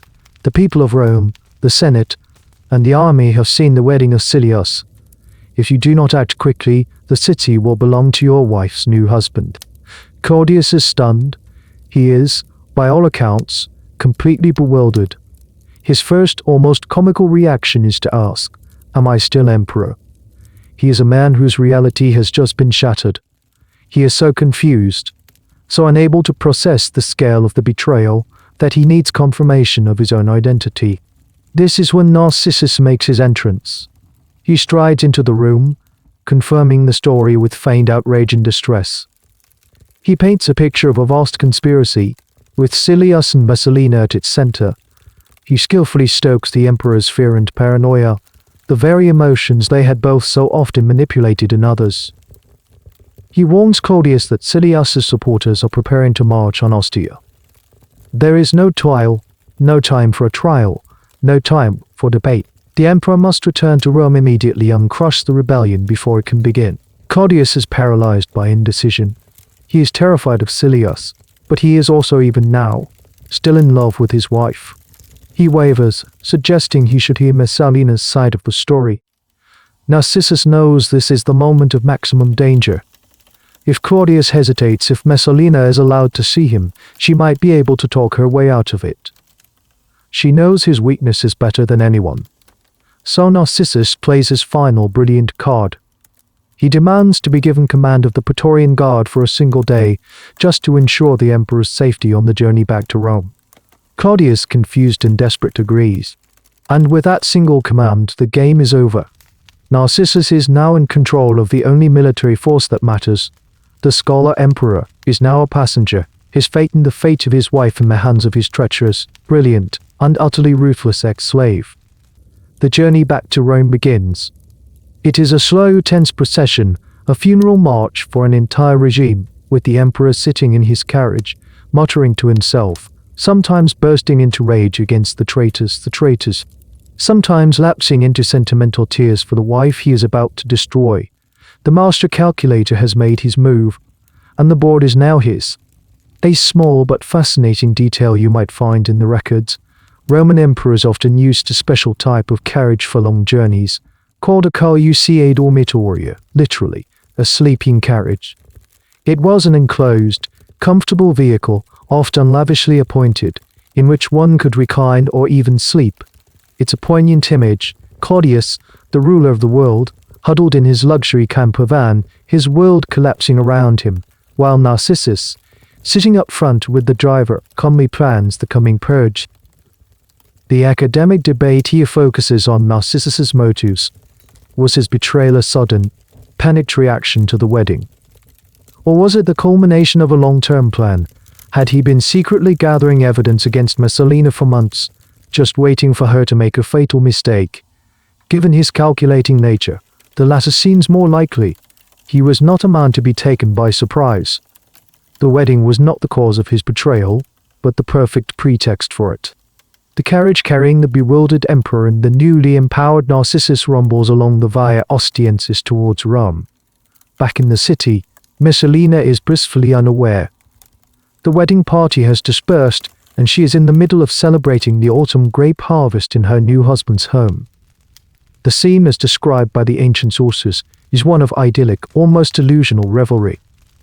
The gardens are full of people treading grapes, the air is filled with singing, and Messalina herself, her hair loose, is at the center of it all, playing the part of a Bacchisi priestess.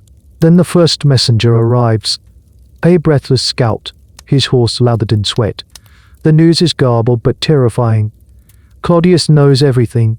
He is on his way back to Rome, and he is furious. The party dissolves in an instant. The music stops. The laughing guests, suddenly sober, scatter in every direction, trying to melt back into the city, to pretend they were never there. Reality has crashed the party with brutal force. Silius, the handsome consul designate, the would-be emperor, rushes to the forum to try and brazen it out, to pretend it was all a misunderstanding. It is a futile gesture. Messalina, in a moment of panic, makes for the gardens of Lucullus, the very property she had acquired through the murder of Valerius Asiaticus. The pleasure palace has become a fortress. By the time Claudius's carriage enters the city gates, Narcissus has everything under control. His orders, issued with the full authority of the emperor, have been flying ahead of him. Praetorian cohorts have been deployed to key points in the city. Arrest warrants have been drawn up. The swift, silent purge has begun. You, from your vantage point as a minor functionary, can feel the change in the city's atmosphere. The usual clamor of the streets is replaced by an eerie, tense quiet punctuated by the rhythmic tramp of marching sandals and the sharp clang of a battering ram against a heavy oak door. All over the city, in their magnificent villas and their cramped apartments, the people who attended the wedding, the members of Messalina's inner circle, are being rounded up. The first to be taken is Gaius Silius. The soldiers find him in the forum, his brief attempt at public nonchalance having failed completely. He is arrested and taken to the Praetorian camp. There is no trial, no pretense of legality. He knows the game is up. His only request is for a quick death. It is granted. He is executed on the spot. Then the blades turn to the others. The handsome actor M. Nestor is dragged from the theatre. He pleads for his life, showing the marks on his body where he had been flogged for his initial reluctance to become Messalina's lover. He argues that he was forced into the affair, that he acted under a direct order from the emperor himself. It is a good argument, and Claudius, who is now presiding over the summary executions, begins to waver. But Narcissus and the other freedmen remind him that with the main conspirators dead, a minor figure like an actor is of no consequence. M. Nestor is executed. One by one, they are brought in unkilled. A young knight who was part of the inner circle, a senator who had foolishly signed the marriage contract. The net is cast wide, catching not just the main players, but anyone who was even tangentially involved. The city holds its breath, wondering where the purge will end. You hear about a particularly grim detail of this night. The Romans had a specific place for the public display of the bodies of executed traitors, the Gemonian stairs. This was a flight of steps leading from the Palatine Hill down to the Forum. The bodies would be thrown onto the stairs for the public to view and revile, before eventually being dragged by hooks and thrown into the Tiber River. It was the ultimate post-mortem humiliation. The stairs are piled high with the bodies of some of the most glamorous and powerful people in Rome, a silent, bloody testament to the fall of a regime. The historical debate surrounding the purge centers on its scope. Was it a precise, surgical strike aimed only at those directly involved in the wedding? Or did Narcissus use the opportunity to settle old scores, eliminating his own rivals under the pretext of crushing the conspiracy? The evidence suggests the latter. Many of the victims had only tenuous connections to Messalina, but they had powerful enemies among the freedmen. The coup was a convenient excuse for a wholesale house-cleaning. As the night of terror unfolds, Claudius himself is a strange, almost pathetic figure. He is taken to silly USS House, the scene of the crime, and shown the lavish imperial heirlooms that Messalina had moved there. He is plied with wine and, in a state of drunken confusion and rage, he signs death warrant after death warrant that Narcissus puts in front of him. He is a puppet king, his strings now firmly held by the man who had supposedly saved him. The empire of Blackmail built by his wife has been overthrown, only to be replaced by the absolute, temporary dictatorship of his ex-slave. And there is still one last, terrible piece of business to attend to, the fate of the Empress herself. The Knight of Swift Blades has decimated Messalina's court. Her allies are dead, their bodies awaiting the final indignity of the Gemonian stairs. Her new husband, Silius, has paid for his ambition with his life. But Messalina, the queen at the center of the fallen web, is still alive. She is hiding in the place that was once her greatest prize, the gardens of Lucullus. As the news of the executions reaches her, her panic gives way to a final, desperate burst of hope. She knows his weaknesses, his sentimentality, his deep-seated affection for her. If she can just see him, if she can just speak to him, she believes she can save herself. She has talked her way out of trouble 100 times before, with a small entourage, including her mother, Domitia Lepida, and her 2 young children, Octavia and Britannicus. She leaves the gardens and heads towards Ostia, hoping to intercept Claudius on the road. It is a pathetic, desperate procession. The Empress of Rome, the most feared woman in the world, is now a pleading supplicant, walking through the dusty streets.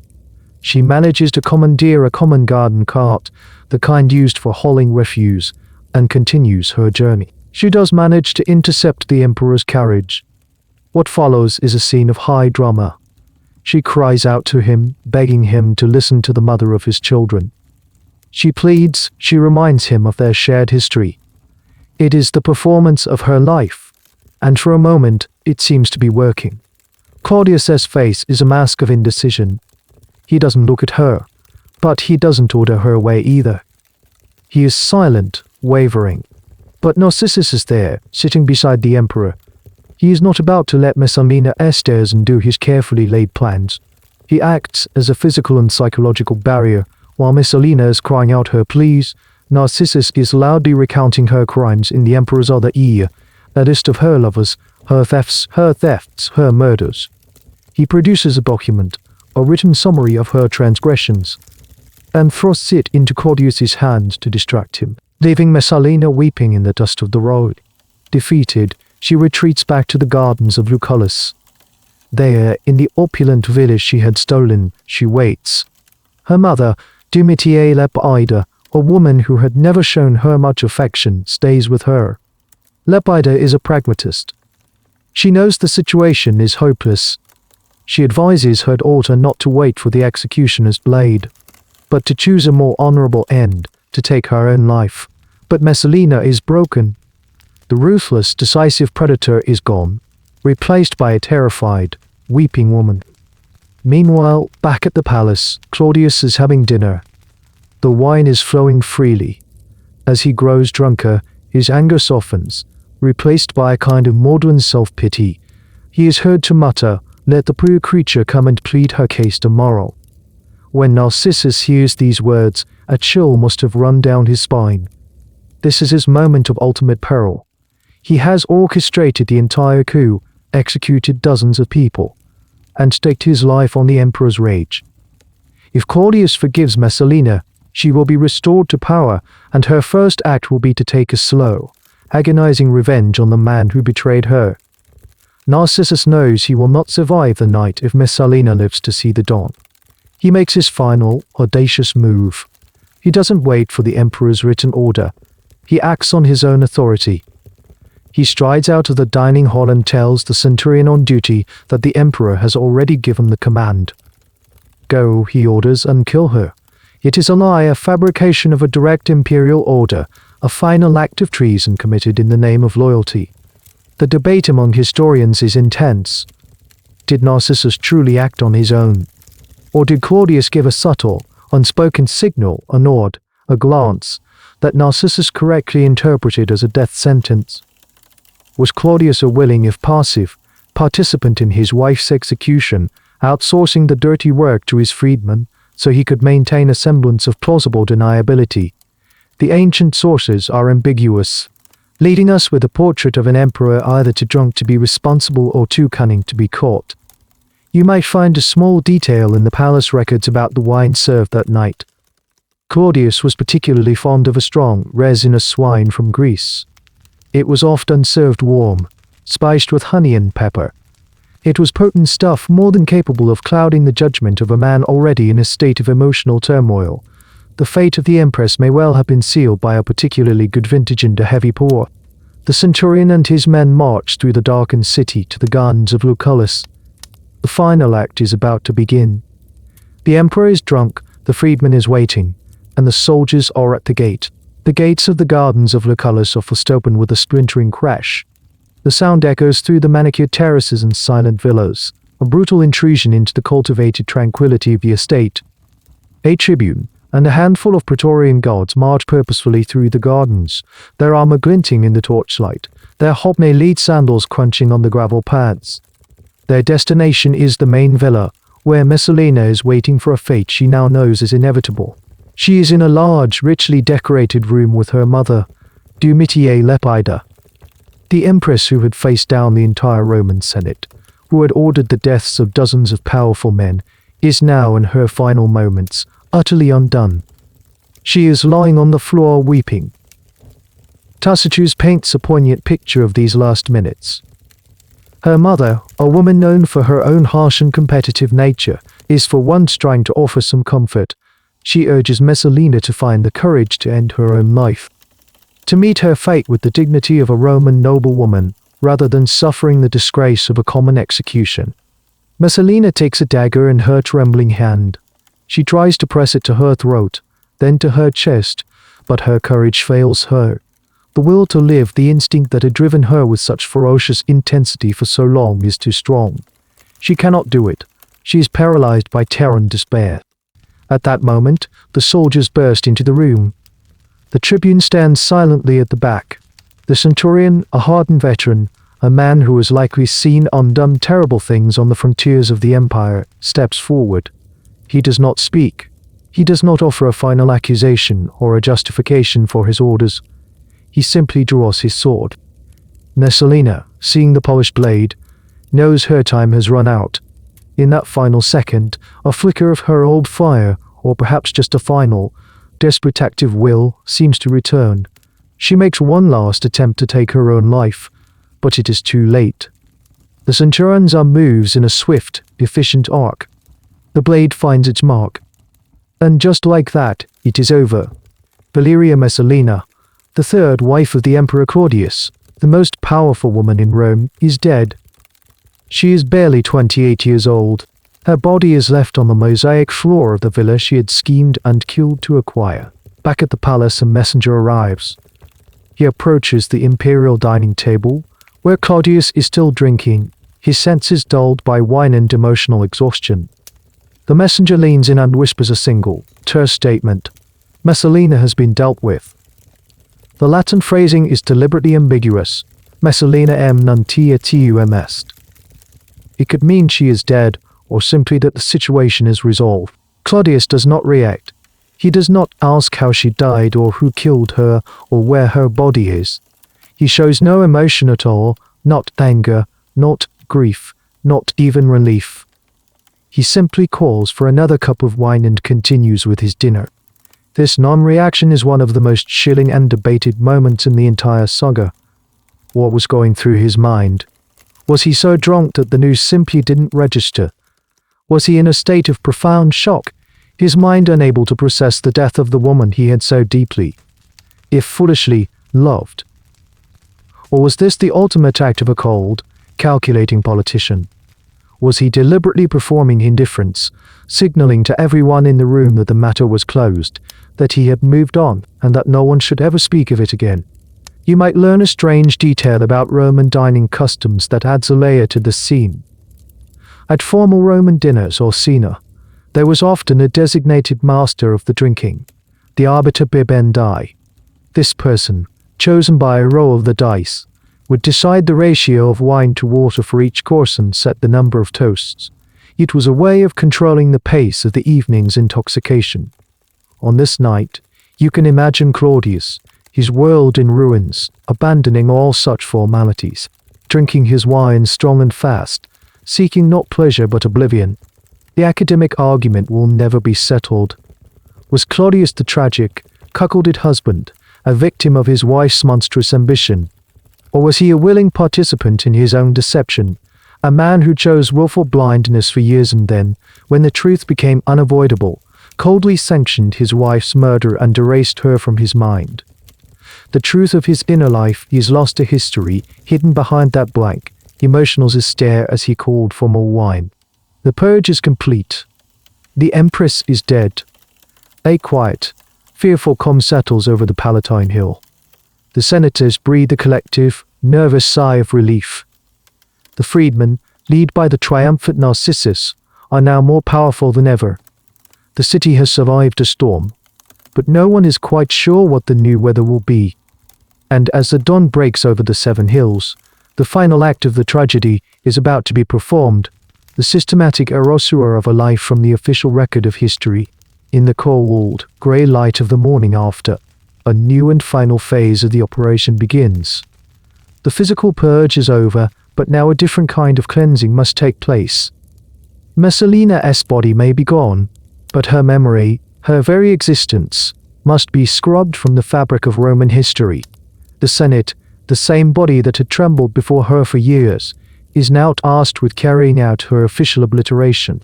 They convene in the Curia, the scene of so many of Hersham trials. But this time the atmosphere is different. The fear is gone, replaced by a kind of righteous, vengeful zeal.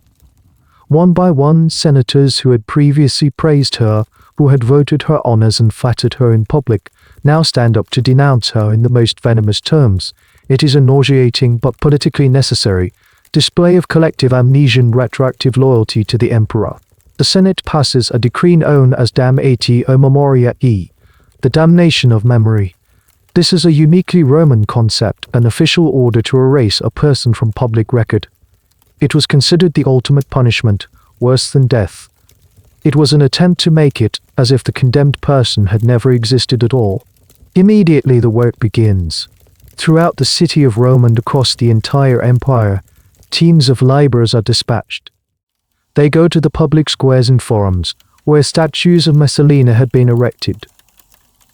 Using hammers and chisels, they knock the statues from their pedestals and smash them to pieces. Sometimes, the heads are knocked off and the bodies are recarved to resemble a new, more acceptable imperial woman. They go to public buildings and monuments, looking for inscriptions that bear her name. Her name is chiseled out, leaving a conspicuous, empty space on the stone, a void that speaks louder than the name itself.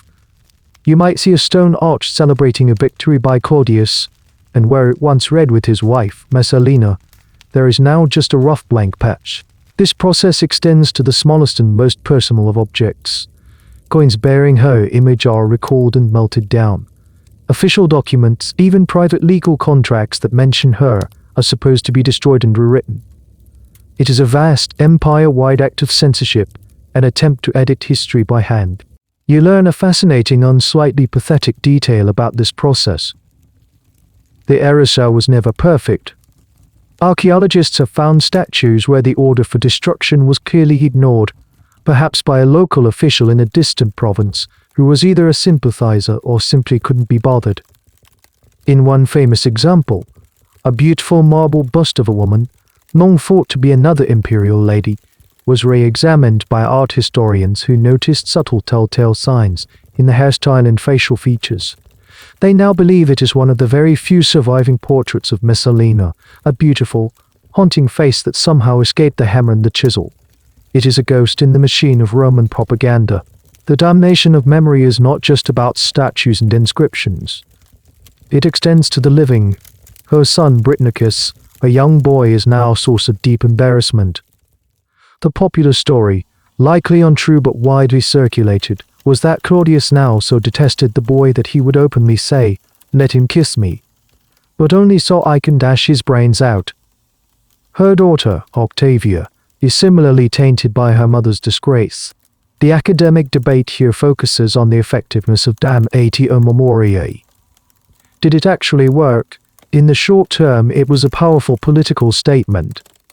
It was a way for the regime to repudiate its own recent past and for individuals to distance themselves from a fallen power. But in the long term, it was a failure. In fact, it often had the opposite effect. By so violently trying to erase someone, the Romans often made them more fascinating to later generations. The very act of damnation ensured that the person would be remembered, if only for their crimes. The silence they tried to create was, in its own way, incredibly loud. The empty spaces on the monuments practically screamed the name of the person who was supposed to be forgotten. As you walk through the city in the weeks following her death, you see the evidence of this erasure everywhere. The vacant pedestals, the scarred inscriptions. The story of Messalina is no longer spoken of in the open. Her name has become a curse, a whisper. The machine that she built has been turned against her, not just to end her life, but to annihilate her legacy. But the story survives. It survives in the hostile accounts of historians like Tacitus. It survives in the bitter, satirical verses of poets like Juvenal. It survives precisely because the official attempt to erase her was so dramatic. They tried to turn her into a historical void, a blank page. But history, like nature, abhors a vacuum. And into that void, her enemies poured all their hatred, fear, and misogyny, creating a legend of monstrous depravity that was far more enduring than any bronze statue or marble inscription. They failed to erase her. Instead, they succeeded in creating the Messalina we still remember today, not the complex, cunning political operator she probably was, but the one-dimensional caricature of pure, weaponized lust.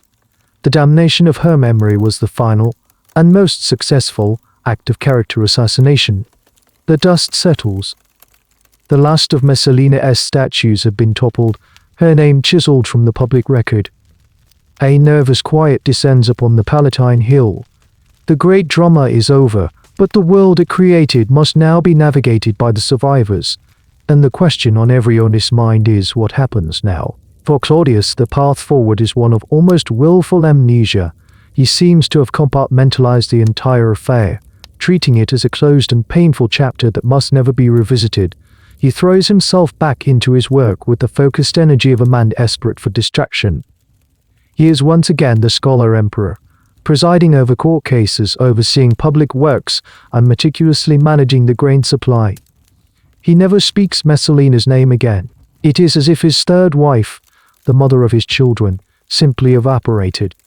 But the political reality of his situation is unavoidable. He is an aging emperor, and he needs a wife. An emperor without an empress is a sign of instability. He needs a partner to help secure the dynasty. And so the great game of courtly intrigue begins anew. The powerful freedmen, Narcissus, Pallas, and Callistus, who had united to bring Messalina down, are now rivals once more. Each of them has a candidate for the position of the fourth Mrs. Claudius, and they begin a fierce, behind-the-scenes lobbying campaign. Narcissus champions Palatine, Claudius's own second wife, whom he had divorced years earlier. His argument is one of stability and familiarity. Pallas, however, has a far more audacious and ultimately successful candidate, Agrippina the Younger. Agrippina is a force of nature, in many ways the anti-Messalina. Where Messalina was a creature of impulse and raw desire, Agrippina is a cold, patient, and supremely political strategist. She is also Claudius's niece, the daughter of his beloved brother Germanicus. A marriage between an uncle and a niece was considered incestuous and deeply taboo Roman society. But Agrippina and Pallas are persistent.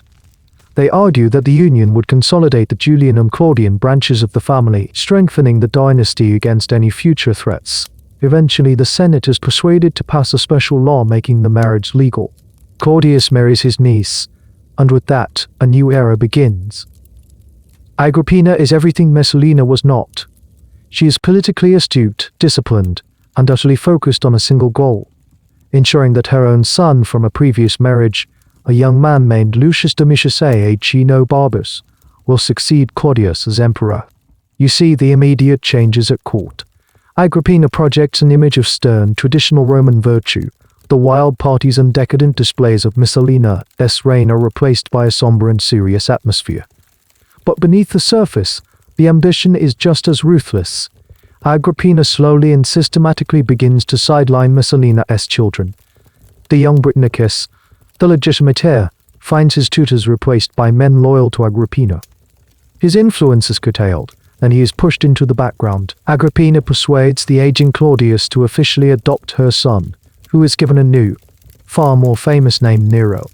One of the great ironies of this story, a strange and sad footnote you might come across, concerns Messalina's fortune.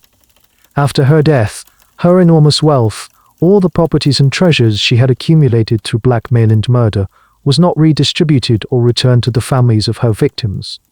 It was simply absorbed back into the imperial treasury. And who becomes the new administrator of that fortune? The new Empress Agrippina. She uses the very wealth that Messalina stole to fund her own political projects and to pave the way for her own son's rise to power. The empire of blackmail had, in effect, been bequeathed to a new and more disciplined manager. The final fate of the other players is a testament to the brutal, cyclical nature of Roman power. Narcissus, the man who had orchestrated Messalina's downfall, finds his influence waning under the new empress. Agrippina sees him as a rival and correctly suspects that he remains loyal to the memory of Messalina's children, particularly Britannicus. When Claudius eventually dies, under circumstances that many historians, both ancient and modern, believe were highly suspicious, possibly involving a dish of poisoned mushrooms prepared by Agrippina, Narcissus is one of the first victims of the new regime. Agrippina has him arrested and forced to commit suicide. The master survivor had finally miscalculated. The ultimate academic debate that frames Messalina's story is whether she was an anomaly or a symptom. Was she a uniquely monstrous individual, a singular case of psychopathic ambition? Or was she merely a product of her environment, an inevitable result of a political system that gave immense, unchecked power to a small handful of people in a corrupt and violent court? Had she not existed, would the system have simply produced someone else just like her? As you, now an old man, look back on your years in Rome, you realize there is no simple answer. You saw the human being behind the legend, the young, ambitious girl, the cunning political operator, the reckless hedonist, the terrified woman in the garden. Her story is a tragedy, not in the sense that she was a virtuous hero brought down by a fatal flaw, but in the classical sense. She was a character of immense energy and will who, through a combination of her own choices and the brutal realities of her world, brought about her own spectacular and bloody destruction. She built an empire of fear, and in the end that fear consumed her, leaving behind not a historical record, but a darkened cautionary myth that still whispers to us from the ruins of the Palatine Hill. And so, the frantic, dangerous energy of that world begins to fade. The sound of marching sandals grows distant. The sharp glint of a praetorian's blade softens and dissolves into the darkness behind your eyes. The whispers of the Palatine Hill, once so urgent and so full of peril, are now just a gentle murmur, like the rustling of leaves in a far-off garden. You can feel the story releasing its hold on you, its sharp edges blurring, its vivid colors softening into gentle shades of gray. There is nothing left to understand, nothing left to analyze. The trials are over, the verdicts have been passed, and all the players in that grand, tragic play have long since turned to dust. All that remains is this quiet space, this comfortable stillness. You can feel a sense of distance growing, as if you are floating gently away from the shores of that ancient city, drifting on a calm, slow-moving river, out into a sea of deep and peaceful slumber. The story was just a vessel, a small boat to carry you from the business of your day to this quiet harbor of rest, and now you have arrived. You can step ashore into the soft landscape of your own dreams, where there are no emperors, no schemes, only a profound and welcome silence. The final word has been whispered. If your mind is still gently stirring, you're welcome to drift into another of my stories. If not, I wish you a deep and peaceful slumber. Good night.